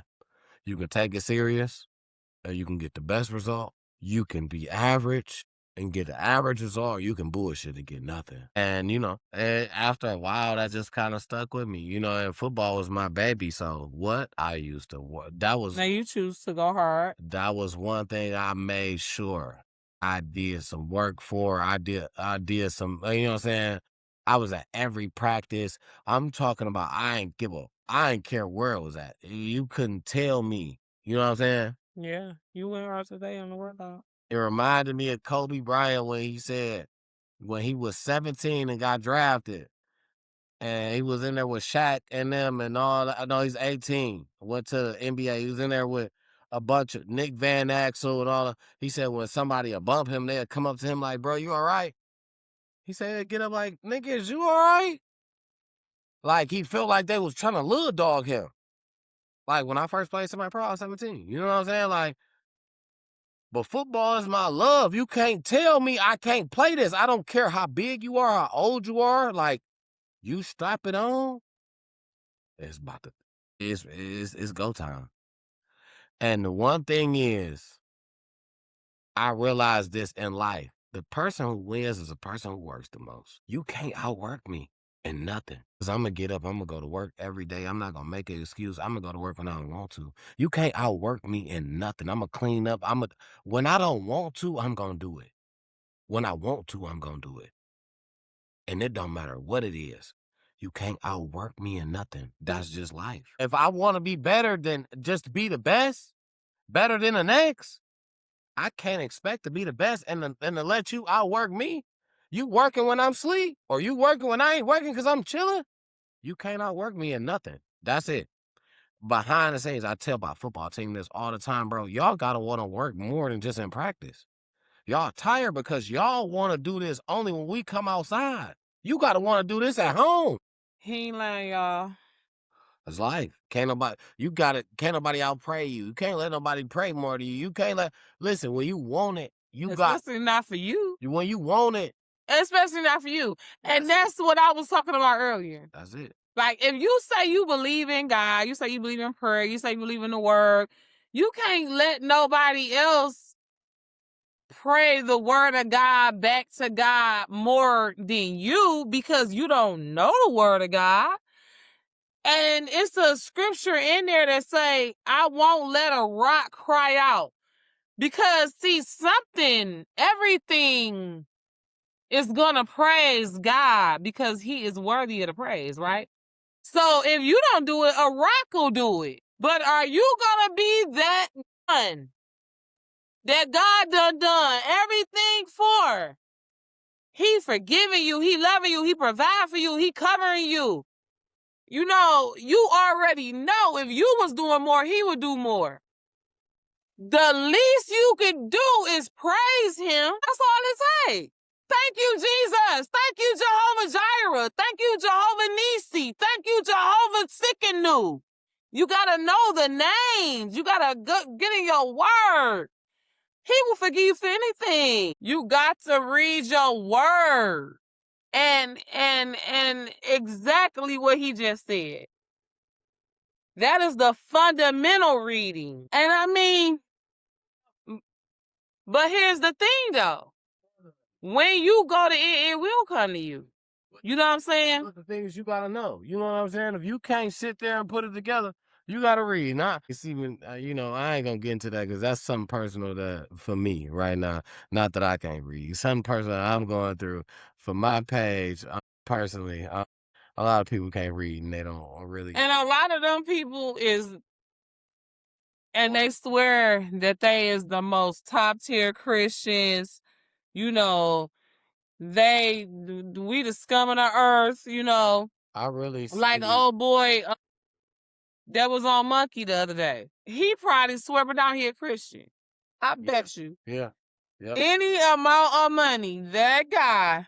Yeah. Now, quick story time. Yeah. And Please. we mad because that was our first time doing it. And we can't. And so we did get the screen share. That's one of the ones that we want to use for example of how people really think about us. Like, now here's the thing. We got the audio of him, right? But some of it is you can hear him talking. Some of it, because you remember how the video do when there's so many gathered. If the video can't hear it very clear, and the video just going. Oh, I can fix that because I can just revert to original. Okay, so take the magic audio off. So if you can do that, then we got his audio, what he was saying, but the stuff that I feel like that he researched, that he was just trying to go and find, and I feel like you're doing this on your free time because this is what you plan on doing. You can't, because you like to watch that type of shit, weirdo. Yeah, and not only that, it's a premeditated thing. You can't wait to show a color of person.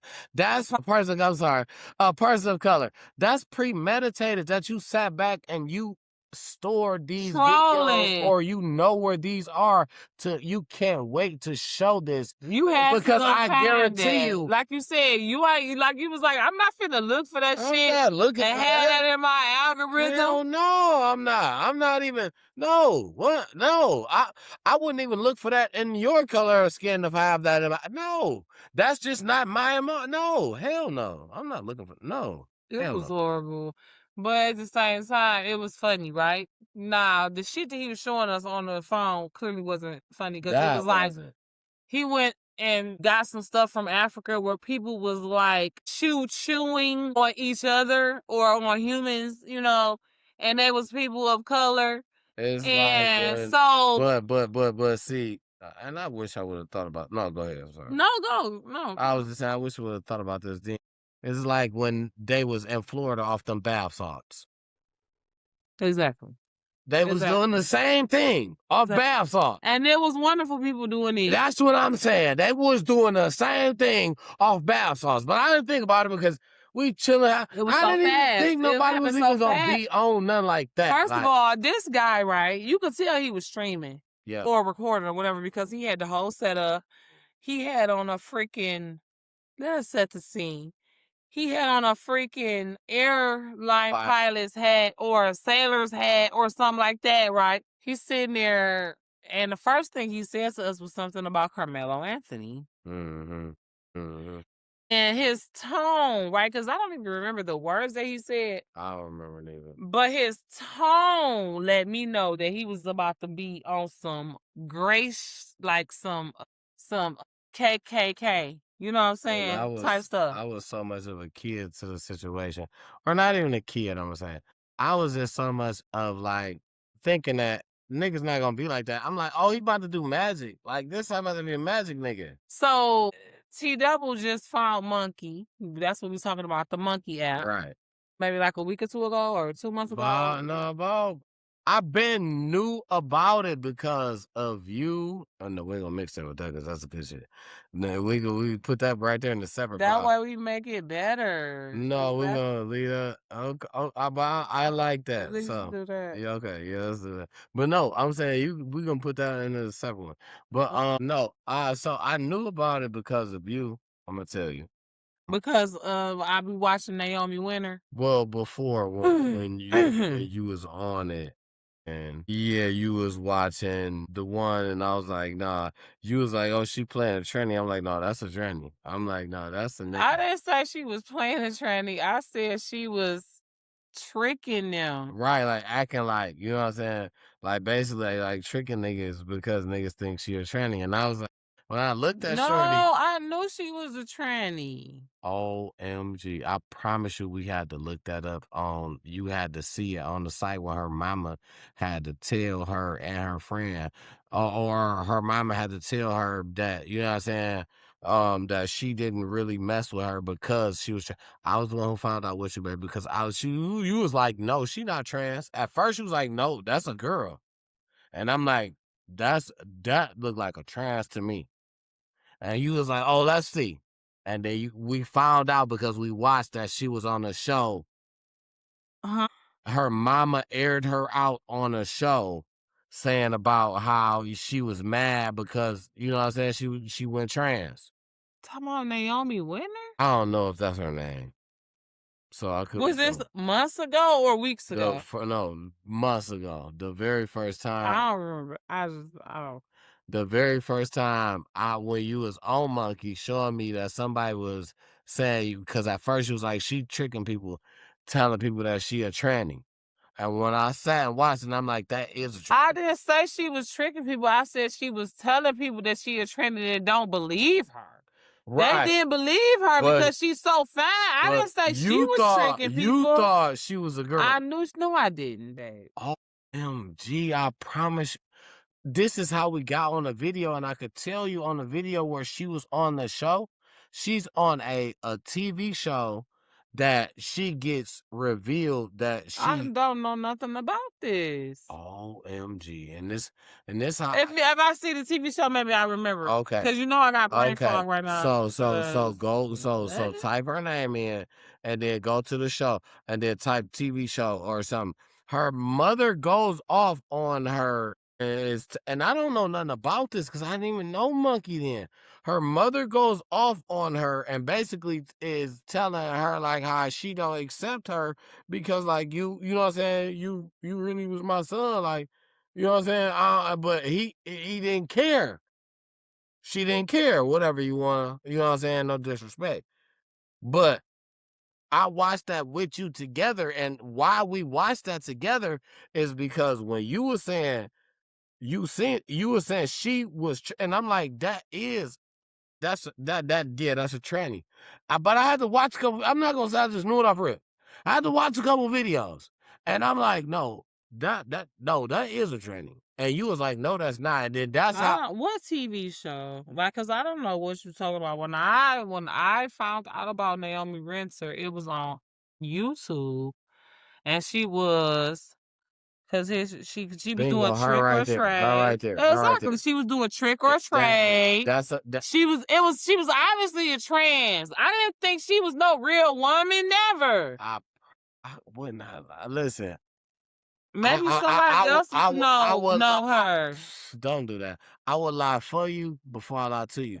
The thing is this. What? So you showed me a show. What's her name? Because I can bring the show up. Because if I don't know if you just don't. Yeah, you gonna have to bring it up because I don't. Okay, what's her name? What's her name? Naomi Winter. Okay. Okay. I'm about to get this. I'm gonna make sure. I think that's it, right? Because It wasn't me. no, don't do that. How else do I know? I know it. How else is we talk about It the was same? somebody else. You gotta knock that off. You have to knock that off. Listen, your best friend is a female. Baby, don't. We ain't even gonna talk about the stalker. Don't do that because if that's what you're trying to say, don't do. I don't know what you're telling me not to do. No, You got 5 sisters, 4 sisters. It could be anybody. They don't know. Listen. This is on YouTube. Listen. We about to get to. I'm about to let you know. It don't look like this on it because she was on there with another dark-skinned one. They was both, and you was like, oh, yeah, and then you was like, oh yeah, she probably is, but her like, man, I'm not, man. Whoever the dark-skinned girl was, you was like, yeah, that probably is trans. But when you was talking about Naomi, your shorty, you like, no, but her, that's not like, you like, she do this on Monkey like all the time. And when her mama was mad, they mama was mad. I'm just trying to find this for you. They mama was mad. He mistaken me with somebody else. All right. No, okay, you right. I ain't gonna. He tripping, but I'm just saying, I don't remember that. That's okay. I remember sitting here and watching her plenty of times, and this is the first time I've ever heard any conversation even like this from you. Because I don't sit here and watch her with you. No, but this is how basically I was.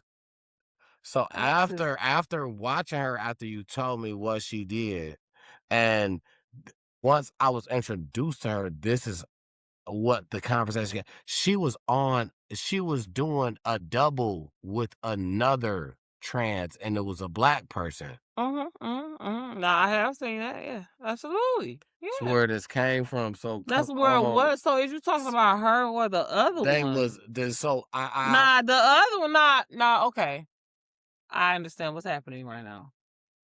You're mistaking her with the other one. I always knew Naomi was trans because she said it in the first video that I ever seen her on. The other person that she came on with, I wasn't sure at first. And then I started watching hers, and I knew, I'm like, oh, yeah. But at first, I wasn't sure. I'm like, dang, is she a real girl doing a video with her? That's probably what it was. That's what it was. Because I remember saying, that's what it was. I just remember saying, like, I just know that that's what it was because I remember. Off of Baby Girl led to a video that I know. I was like, no, that's you know what I'm saying? That's a trans. Like, and you was like, yeah. And then we watched a video where they mother went hard on them during a show, and you know what I'm saying? And that's when you was like, oh, you know what I'm saying? Like, I ain't know, like, so you right, you right. No, Mhm. you right. Right.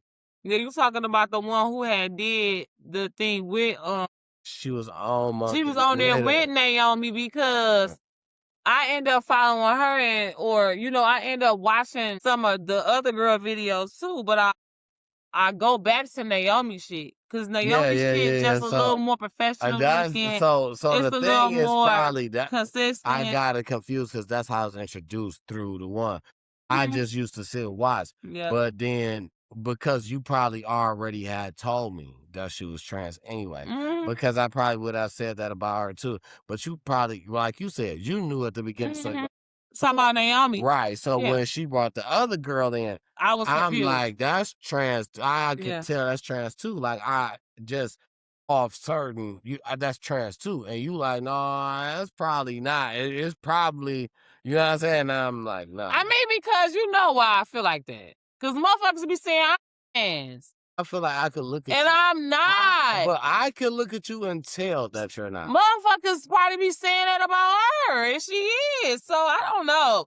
I don't give a fuck. Y'all lucky I can't show y'all my vagina right now. She better not. Okay. So all right. Y'all heard what he said. That was off the Elon Musk. Now, I really want to get into this. This story right here is, I feel like, for me, real deep. So, y'all know we AI, right?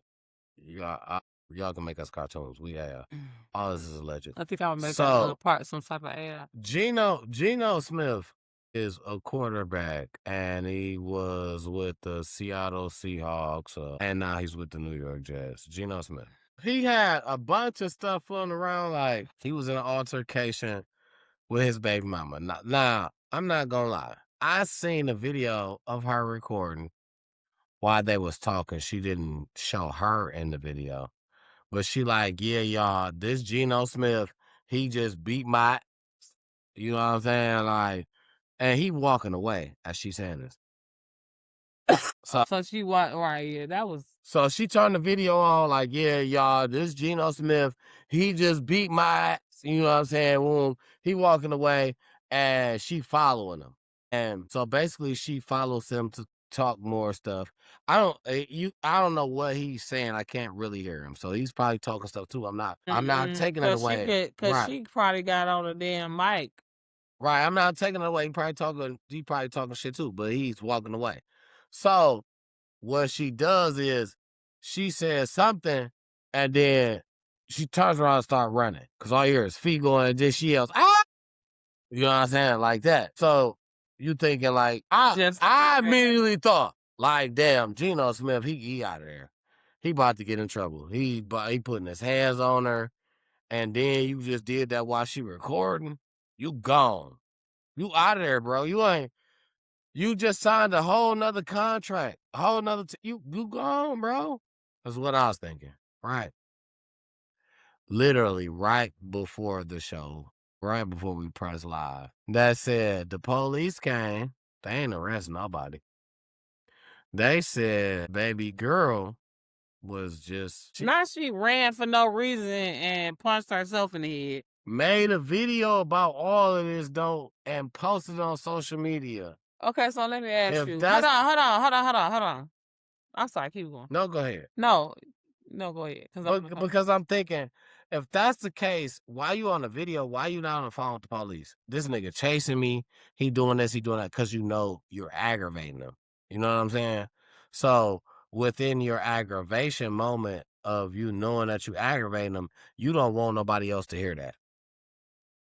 Because you want to aggravate him to a point where you make him look bad on camera. That's the goal. To the people. Mm-hmm. That's what you want to do. Make him look bad on camera to the people, ruins his whole career.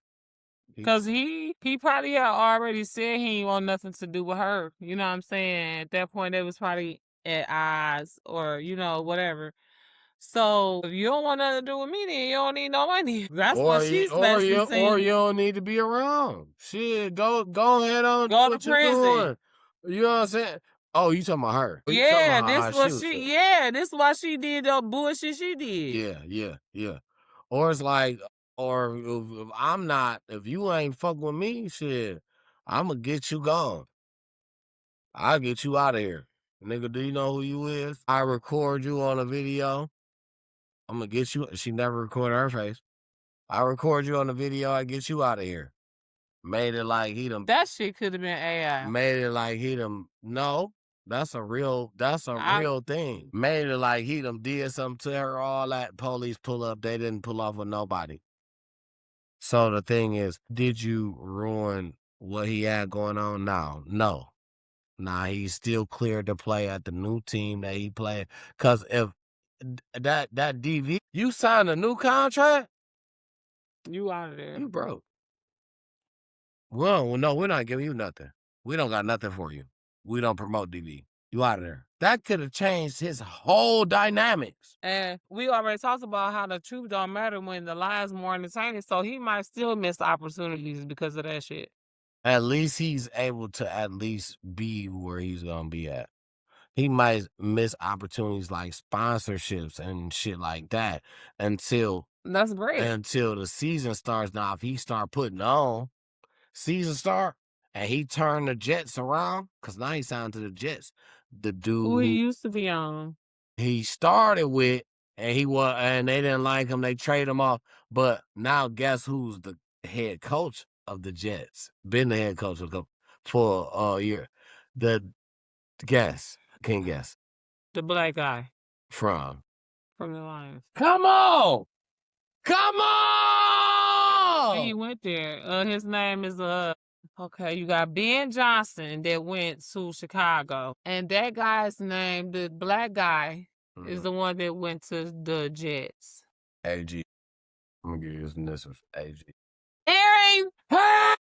That's where he came from. Even though I got on the Jets colors, and that's your favorite. That's why I bought this. I love that. That's great. But yeah, she knew that. She hit that on the nose. Aaron Glenn. So what I wanna okay, so absolutely. And she did that, and so the update that I got before we started the show was that all of that was false. He's cleared to play. He good on a team. Like, that's not gonna take him off because it wasn't no DV against him. It wasn't no nothing against him.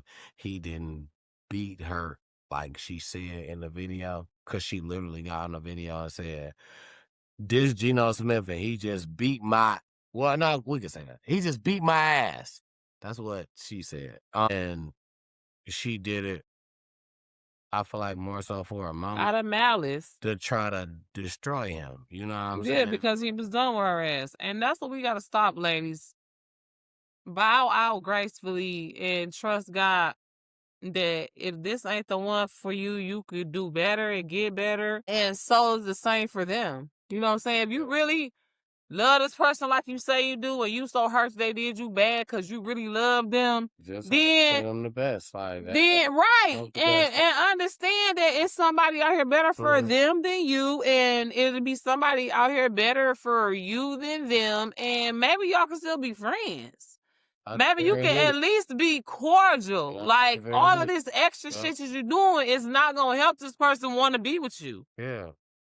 If you want to move on, moving on. That shit weird. Moving on is the very best process for you. Don't move. Don't have. It ain't no in between. You know what I'm saying? It's either you stand when it comes to, and I feel like this is just me personally, right? Yeah. Let me give you a T-double moment. I feel like when it comes to it's no, you know how people like it's no in between. This is one of the main things it's no in between on. It's either we're in a relationship, you know what I'm saying, or we're not. And us by being not mean, that don't mean that we ain't check on me with a, you know what I'm saying? But once you understood a side, once we established a side, you understood, like, don't say, "Nah, I don't want to be in a relationship." That's cool. I just want to be friends, and then act like you're in a relationship. Vice versa. Don't say, "I don't want to be friends. I want to go to the next level. I want to," you know what I'm saying? And treat it like your friends. You know what I'm saying? So the thing is, just be what it is that you say you're about. And if that's what it is, that's what it's going to be. You know what I'm saying? So, Well, I definitely agree that that is the ideal way to go. And hey, there's really no rebuttal to that. That's the way to. And if you ain't sure, if you confused, if you going through a transition, if you figuring out your boundaries and your standards and everything, then don't get in a relationship. You know what I'm saying? yeah. And but here's the thing though. I feel like a lot of people, right? And I feel like for this, honestly, a lot of dudes do this more, but females do it too. Cause I found myself doing it a lot. And I might use it as like a defense mechanism. You know what I'm saying? Or whatever the case may be. But you have that mentality, you know what I'm saying? Of like, I'm not getting no relationship, I'm single, and I'm single until I'm engaged. You know what I'm saying? Friends to fiance to wife. That's been my philosophy for a long time. But when you know that your desire is to be a wife and your goal is to be married, and then you find yourself, in it with a person, especially from a woman's perspective. But it could happen from a man too, especially if the woman is making him unsure. You know what I'm saying? Because of whatever thing she might have going on. So you gotta, like you said, if you gonna be in a relationship, be in a relationship. If you're not, don't. You know what I'm saying? But I feel like there's always that turning point in relationships. You know what I'm saying? What's the turning point? You mean what does a turning point mean, or when No, is the turning point? what would it be? Like, It's always different. And I feel like that's the thing. so you feel like in a relationship, is always a time where people basically want to turn away, is what you're saying? No, when you go from just friends or just, y'all just casually dating, you don't care, you got other shit going on, they got other shit going on. It's the turning point from that to where, okay, starting to feel extra way about this person. I think I want to explore something different, special, more serious, Absolutely. dare I say committed with this person. That's when where I say, that's the next level. That's when full blown conversation should be had, I believe. There's nothing wrong with that. Because if not, and I done been on both ends of this. That's why I think this is so good right now. Okay. Because I done been on both ends of this. I feel like this is when a conversation needs to be had. As soon as you, as the person that starts to fall in love, let's just call it what it is, or think you fall in love. Okay. Think that you want this person exclusively. Okay. You need to have a conversation with that person. Because if you don't, that person don't know, especially. So what you saying is you saying have a conversation I'm talking about. before you decide, or after you decided that No, that's what you want to after do. you decided Once you decided that you should have a conversation with that person. Once you decided that that's what you want, you need to have a conversation, a detailed, not, assuming, not beating around, not beating around the bush conversation, metaphorically speaking, if was a fifth, we'll all be drunk conversation. But this is how I'm feeling. This is what I want. This is what's going to make me feel, happy, comfortable, secure within our relationship going forward. Because now this is how I'm feeling. I feel like that adult, mature, serious conversation needs to be had as soon as you, as the person that starts to feel different, starts to feel more, starts to want more. That conversation needs to be had with that person. Because a person cannot read minds, first of all. And you don't know what a person done went through. Because Depending on how you are, who you are, you can start to feel that early on. You know what I'm saying? I don't know, Miss Cleo. Call me now. She can read you. Call me now. Remember, call me now. Yeah, I do, and I don't believe in that anymore. Okay, I feel like the only thing that can talk to me is the Holy Spirit. You understand what I'm saying? Not no psychic, not no, no. Call me now. You know, I feel like when they be like a woman's intuition, that's the Holy Spirit. You know what I'm saying? When they be like, follow your first mind, that's the Holy Spirit. Bingo. Call it what you supposed to call it. I feel like because people feel like they ain't in the church, they can't speak the language. Call it what it is. Say it loud because you got to be able to. And confident. You got to be able to, but see, and that's why you ain't reading the word.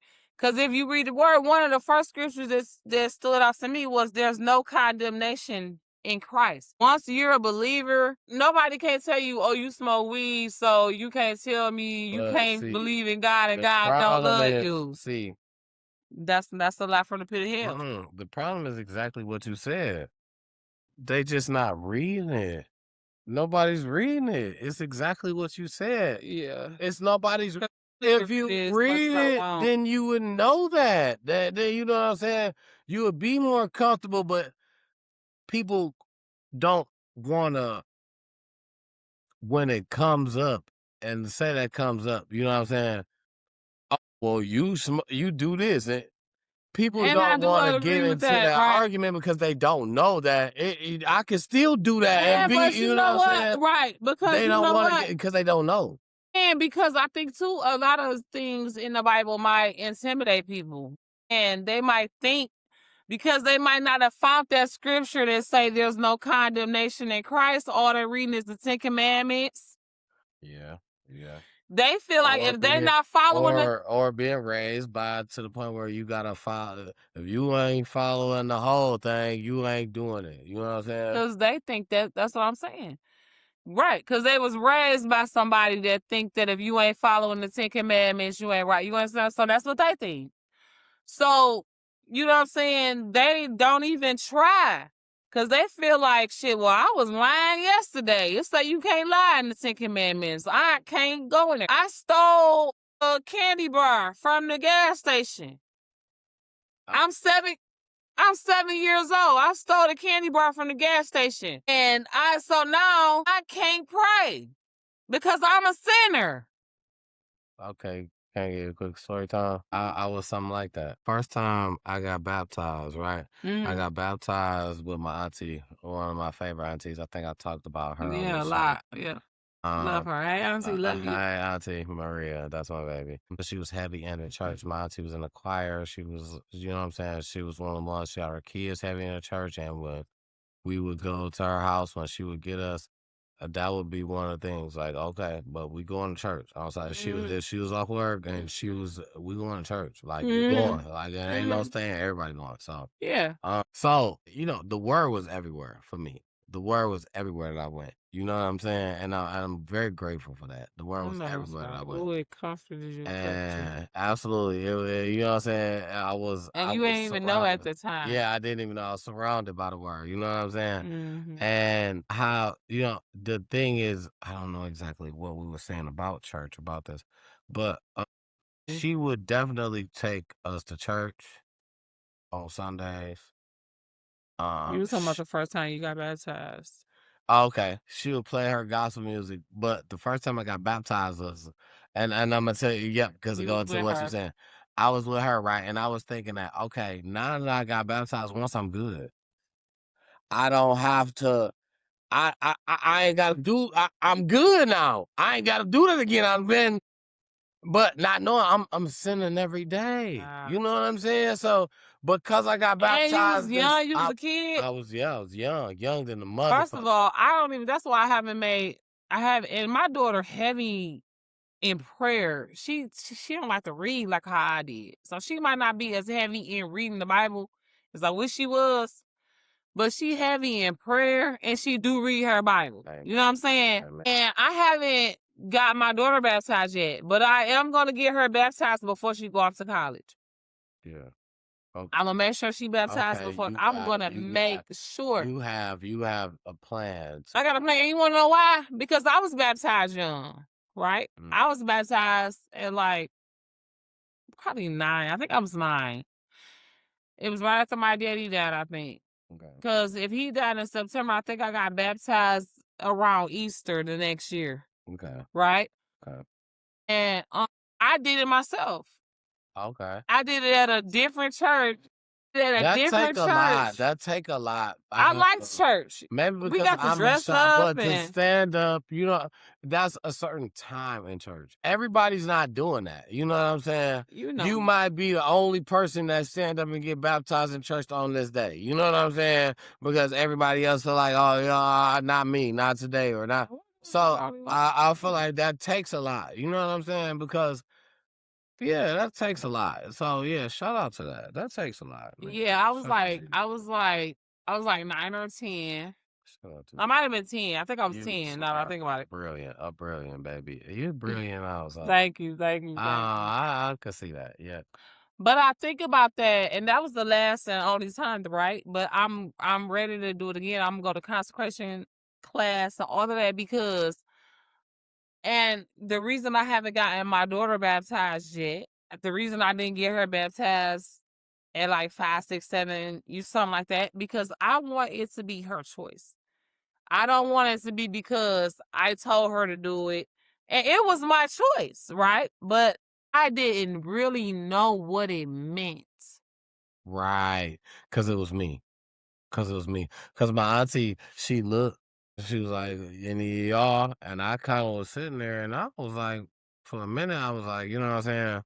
And then she kind of got to explain it, like, this is how you clear your sins, everything that you ever did. You feel, and I was just like, you know what? Yeah, I need that. Let me go ahead and How old were you? I was probably like 14. That's 14, good. 15. That's And good. I was like, let me just go ahead and get in line. You know what I'm saying? Like, and I did, how and she old was so you proud of me. was. Like, I ain't gonna lie, she was so proud of me. That's Like, so good. she was so God proud of is me. I'll so never pleased forget with this. that. She was so proud of me, like, to Ooh. just, because she didn't force me or nothing. Yeah.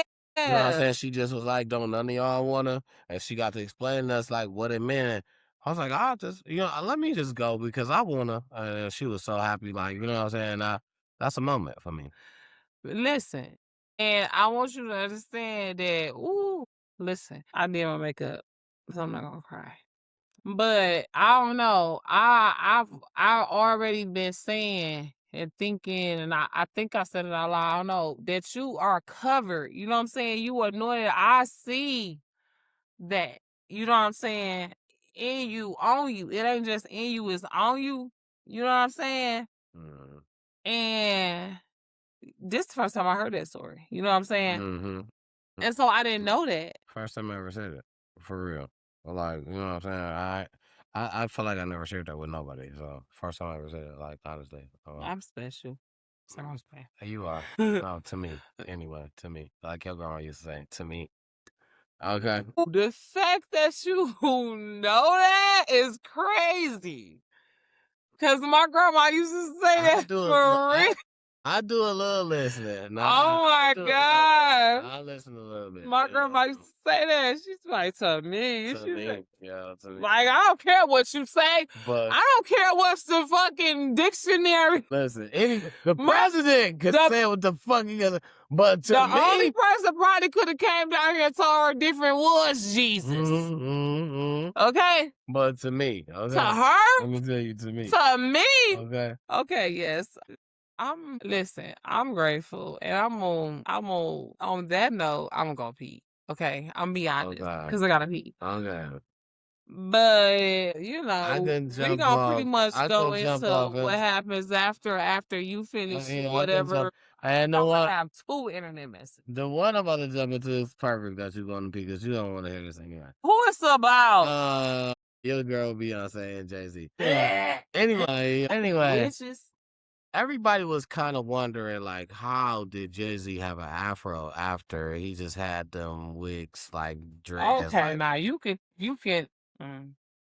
Easy. He cut here. What happened? He cut the wick down to about right here.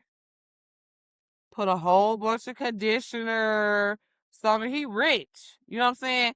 And got it calmed out. So let me tell you I'm a what. licensed cosmetologist. So let me tell you what happened. He didn't cut it. But he did put a whole bunch of product in there, and the product is Beyonce's product. Okay. Back to what I was saying. He didn't cut it, and the product is Beyonce's product. And you see this in a vlog that she puts into telling the story as of to why that he wanted an afro. His dad is from Philly. His dad was a basketball player. He was doing this show in Philly. His dad wore afro. He wanted an afro. And something about their daughter didn't believe that her hair was good or something like that. So that was the story that she told. But she also showed the process that they went through.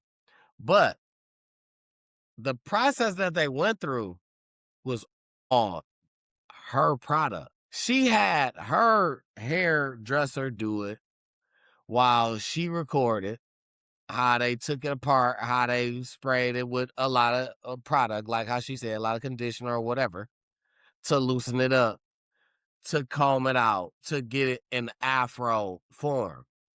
It was to promote her product a lot of the way. I feel like, me personally, you're going to get raw, real, uncut right here with me.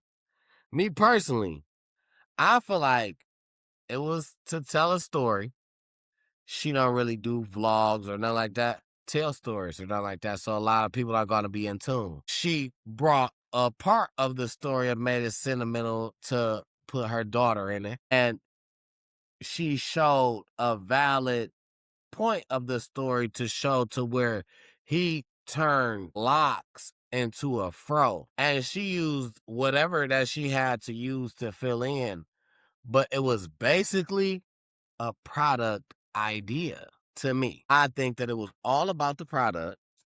It's more so you gonna wonder how somebody went from, you know what I'm saying, from that to that with that length, still same length. You gonna wonder how it happened. I got the product for you, and I guarantee you the product is for the high. That's why I'm saying it's a lie. First of all, the hair is not the same length. I synced it. I synced his fro, and Did you see the video of her vlog or no, of her? why would I do that? So No, that's the thing. but I don't care to hear her lie. I I know the truth. First of all, she know the truth, and she know that it's enough people that follow her. She got billions of followers. It's enough people that follow her that don't know the truth. And we already talked about how nobody gives a fuck about the truth once a lie is more entertaining. And anything that she say to her hive is more entertaining than the truth. Okay. The truth is, he did have to definitely. This was reported. Okay, but this was reported on multiple Don't give a platforms. fuck. It's reported on multiple platforms because that's what they people submitted to those platforms to report. The truth is, he did cut that shit. The truth is, if he would have combed out them wicks where they was, his fro would be way bigger than that, first of all. Okay, so he definitely cut him. And now that's a fact. I don't give a fuck what nobody say. I didn't watch the video. So I didn't see if she said he didn't cut him at all. I don't want to see it. No, I'm not finna, I don't want to put no Beyonce in my algorithm, even for my phone to hear that. I don't care to see the video because she's a liar. If that bitch says she cut them locks, she's a liar. I mean, no wigs, she's a liar. I'm going to show you because what I'm telling you, I want to show you what happened is what I'm saying. I hear what you're saying. Yeah. It makes sense. Okay, so I offer that. I try to do that while you was gone. My last thing in the internet mess. If you have been watching any streaming or anything like that, you know Dean and AB has been streaming together for a minute now. AB is Adrian Broner, the boxer, and Dean is a streamer. And AB gets a lot of backlash because AB, what he does is he drinks a lot. He has he's starting to gain a beer belly, and He drink beer? no, he drinks a lot of liquor, but his Yeah. stomach is really big, Oh, like a beer belly. okay. Yeah, I can relate. The fuck? To be, you know what I'm saying? What No, to I be can what totally he to relate. be what he used to be. No, he can't. To be what he used to be. You know what I'm saying? As a boxer, you know what I'm saying? A person and I mean, I can't relate because I total never been fit a for him. boxer, but You I know what I'm saying? have gotten to my fair share of fights. So your girl Yanti, Rick Ross, baby mama, went off on him. Oh, Adrian Bronner. Told him. I don't know why you letting Dean do what you want, what he want to do, embarrass you. You can get money in other ways. Like you a boxer, you know what I'm saying? Like don't let that nigga talk to you any kind of way because you feel like you get a couple dollars on some stream shit. Like nigga, you was getting how much money you was getting boxing. You know what I'm saying? Like Same. was smoking that, and I feel like Dean was kind of trying to tell him don't listen to that. And Adrian Bronner was like, you know what I'm saying? And I feel like a lot of people is trying to look out for the health of Adrian Bronner. I don't know. Say, I mean, what do the other dudes look like? Dean ain't nothing like that. Dean slim light brown skin. Like His skin color don't got nothing to do with whether or not he I'm can fight. saying he ain't no boxer. He a fucking streamer. He's not Oh. Dean ain't no Oh. Adrian Bronner just getting on from streaming, and that's what's Because money. name from boxing got him followers too. And he felt like being on with, you know what I'm saying, a streamer is helping him. And he been on with Dog, and Dog, they been dressing alike. And that's something else she got on. She like, y'all niggas dressing alike. She like, nigga, you look gay. Oh, you know what I'm saying? Oh, you on that, on the spectrum. But, you know what I'm saying? She was just cutting into him. And he had to tell Dean, like, nah, bro, I need to hear this. You know what I'm saying? Because he is drinking excessively. Like every time you see him, he's drinking. And he drinking so much that, you know what I'm saying? It just, even when Javante Davis seen him, he pulled him to the side, like, bro, let me talk to you off camera real good. You know what I'm saying? Like, put your mic down. Let me talk to you off camera real quick. Like, people really care about the health of Dog because it look like it's going down. You know what I'm saying? And I get it. it is so bad to the point where it's like, bro, get back. You know what I'm saying? Somewhere near towards your back. Not even saying you got a box, like, Do something. but the shape that you in and what you doing on camera every time we see you, you drinking. Mm-hmm. It's like, you know what I'm saying? That's people that care about your health, man. So I just wanted to kind of point that out, man, because I can relate to being in situations. Hello, I already said if I ain't got my drinking together by the end of this year, I'm going to the rehab. No, we about to get her together though. I ain't ashamed That's or what y'all afraid to know. say it. Listen, that's what y'all know. We about to get her I together. used to drink She twice is a year. definitely Now I drink 4 times a week. I don't like it. Nah, she on the schedule. She's not doing 4 times a week. She's probably doing 2. My schedule is 2. I do 4. I'm being honest. Well, if that's the case, then she's cheating the schedule. But we're gonna tighten that up. You know what I'm saying? So Okay, cause it'll be like I drank the night before, right? And the next day is not a drinking night, but there go the drink right there, or it's looking so cold and refreshing in the refrigerator, and I'm hot, and so I'll drink it, and I'll be like, oh, I'm just gonna drink this a little bit, you know what I'm saying? Next thing you know, I done went and got the bottle that's still left over. okay, maybe she's not making it up. I'm not. I'm definitely Maybe not. she's not making it It's up. in the freezer. You gotta go in the freezer. My thing is, you know, but she's definitely working towards getting better. Hey, knowing is half the battle. And so I feel like just the fact that I know I need to change the dynamics of the relationship between me and alcohol. Okay. Just the fact that I know that is a part of my battle and recovery.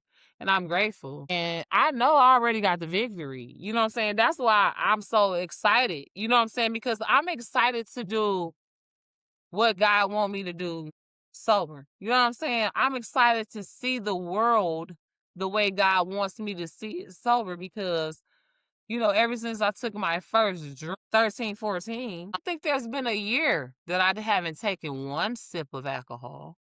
at least. You know what I'm saying? I ain't saying. But if you're doing a sip a year, that ain't bad. So I understand that, but my thing is that was back then. Of course, I'm only doing a sip a year. I'm 14, 15, 16, 17. It's harder to grab it. You know what I'm saying? But by the time I was 18, 19, I was drinking at least 3, 4 times a year.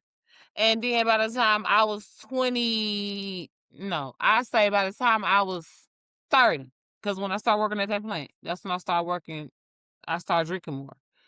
By the time I was 30 now, I'm drinking once or twice. yeah. And that was for like Yeah. 4 months. But then it went to, once or twice a month, and then once or twice a week again. And then now, you know what I'm saying, 3, 4 times a week, sometimes every day. Transitions in life, it's just It's about control. That You shit know is what I'm out. saying? That's what we talked about that, but it's about Yeah, control. we did. And Yeah. I appreciate that, because I believe that. You're right. Yeah. And everything gets better within due time. I heard some shit like you ain't even did nothing consistent until you at least did it 100 times. You know what I'm saying? And that don't mean in a row. That just mean in a pattern. You know what I'm saying? You ain't did nothing consistent. It ain't gonna be 100 days in a row, but it could be 100 weeks. It could be 100, You know what I'm saying? every 2 weeks. Yeah. The structure is important. Like, you know what I'm saying? So control is important.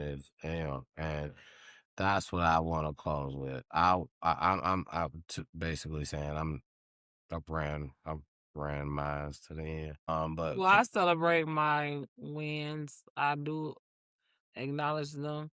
I don't drink before 5 o'clock. I don't give a fuck what day it is, unless maybe my birthday or your birthday or we out of town. Them the only days I might drink before 5 o'clock. But I literally will wait until 5:01.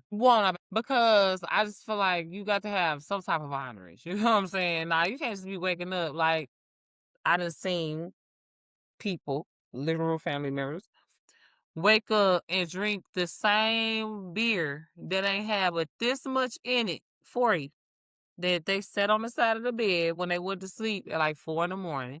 They wake up at 8:30 and turn that same beer up. No, I'm not about to be that. I just was telling my cousin earlier, I'm not gonna be a alcoholic. I go to the rehab first. But anyways, ain't gonna testify to that. I messed around and vlogged the whole time. Don't fuck with me. Like, I'm not ashamed of nothing, y'all. It's no condemnation in Christ. If Christ don't condemn me, what can you do? Right? Like, you literally can't do nothing to me. Okay, I got a couple of things for the internet mess. I do want to say again, happy Father's Day to all of the fathers out there that are active, loving, caring, involved. And if your baby don't, or baby mama, depending on the age of the kid, don't have a telephone number to contact you, if it's her fault, if you ain't went down to FOC or whatever it is in your state to force her to give you contact with your kids, this ain't for you. But if you are an active, loving, caring, involved father, none of that was financial. I want y'all to open y'all ears, right? Because a lot of y'all be swearing up and down. All we care about is if y'all pay child support. I ain't saying nothing about child support. I ain't saying nothing about if you paying father. I didn't even say if you was a providing father, right? Which in the Bible we do, but we ain't gonna talk about that, right? Because none of us are perfect. I didn't say you had to be the holy father. I said you had to be a father. If you were active, loving, caring, involved, father, stepfather, uncle, cousin, granddaddy, mentor, big brother, from the fifth floor. You understand what I'm saying? A coach, if you are a male positive role model in a child's life, happy Father's Day. I said all that to say you are cherished, you are a king, okay? And you should have been celebrated, especially yesterday, but every day, because you are a precious gem. Because so many males that donate sperm don't choose not to actively father, right? So when you choose to actively father, you should definitely be giving grace, mercy, love, and, especially the praise on Father's Day. So happy Father's Day to y'all. Happy Father's Day to you again, T Double. Yeah, no. And what else? I think was that all? I forgot what else with that. Oh, yeah, happy Father's Day to y'all. I ain't even gonna talk about that. But the last thing I want to talk about, two things on the internet mess. The lady whose baby was unalived in Mississippi. It was like a routine stop, and she say, I lifted my baby up. She say, I raised my baby up, to show them that the baby was in the car, before shots killed him in Mississippi. I just feel like we need to be talking about that more. Like, more platforms needs to be talking about that. We need to be protesting peacefully, you know what I'm saying, in Mississippi and everywhere about this baby. You know what I'm saying? Like, what? 1-year-old Cohen Wiley. That's his name. Yeah, I didn't hear nothing about that. Yeah, that should definitely be in the news, though. No, for sure. One of my Facebook friends, if BF had put it in their stories, and I was like, oh, you had a new baby? You know what I'm saying? And she was like, no, this the baby they got unalived in Mississippi. I'm like, oh my God. You know what I'm saying? And probably after I looked that up, it started coming to my algorithm. And so, yeah, like, it's just ridiculous. Just like the baby got, thank you, Jesus, the baby that was in the back of the car when the brother and sister from Detroit got unalived a few weeks ago after that whole thing on Facebook. Not saying that that was the reason, just saying we got to do better. We got to do better. Yeah. Okay, and then the last thing that I want to say, and this is like a mashup between Detroit, What Up, Though, Is You Cool, and Internet Mess. Let's try guys in Detroit. Okay? That's my dog. He young. He like 25. So, and he like, You like him, he like, I like who like me. Like, I was dating a 49-year-old when I was 17. So I'm not gonna say I just like him young. I like who likes me. Okay. My bad. LA Try Guy has not had the pleasure of meeting me. Now he might like him an auntie. I don't know. But that's not why I'm talking about him.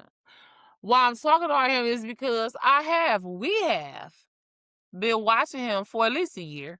You know what I'm saying? And I have been waiting, like wondering, like, how you just gonna keep dogging Detroit out? Like, I just see you jump on a plane to go to West Bubblefuck to get some bullshit. You know what I'm saying?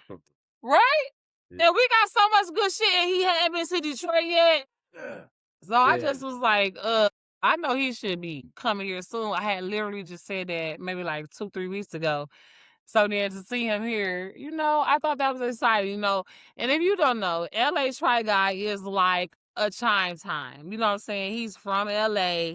Well, he's from what, like down south somewhere. Yeah. His mama, he from down Arkansas. He from Arkansas.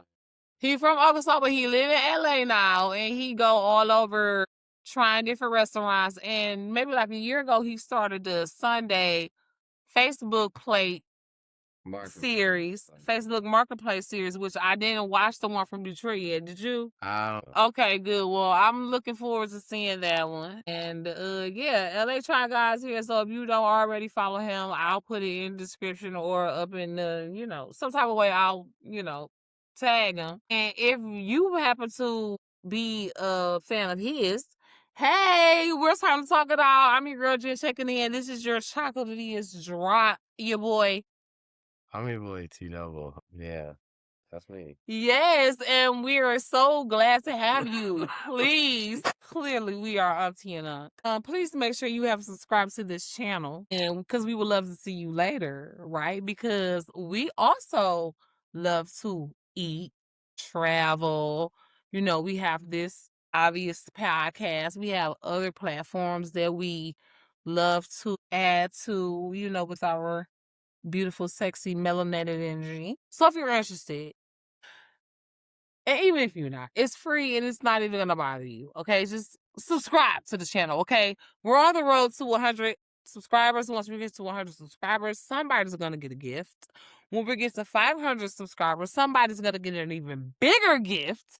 And when we get to 5,000 subscribers, somebody's gonna get a cruise. Period. I'm just gonna put it out there. Free cruise. 5,000th subscriber. Okay, so tell your friend, tell your friend, tell your friend, because it's gonna be a cruise for two. So if they just so happen to be the 5,000 subscriber and they win the cruise, you can go with them. Period. And we love you. I'm gonna give the floor to your boy T Double to kind of like close this out. Yeah, I Have mean, you had any last anything? that was it for me, man. I just appreciate y'all tuning in. We love y'all so much. May the Lord watch. Only been a few hours, but it felt like days. Only been days, but it felt like months. Only gone for a year, only go like once.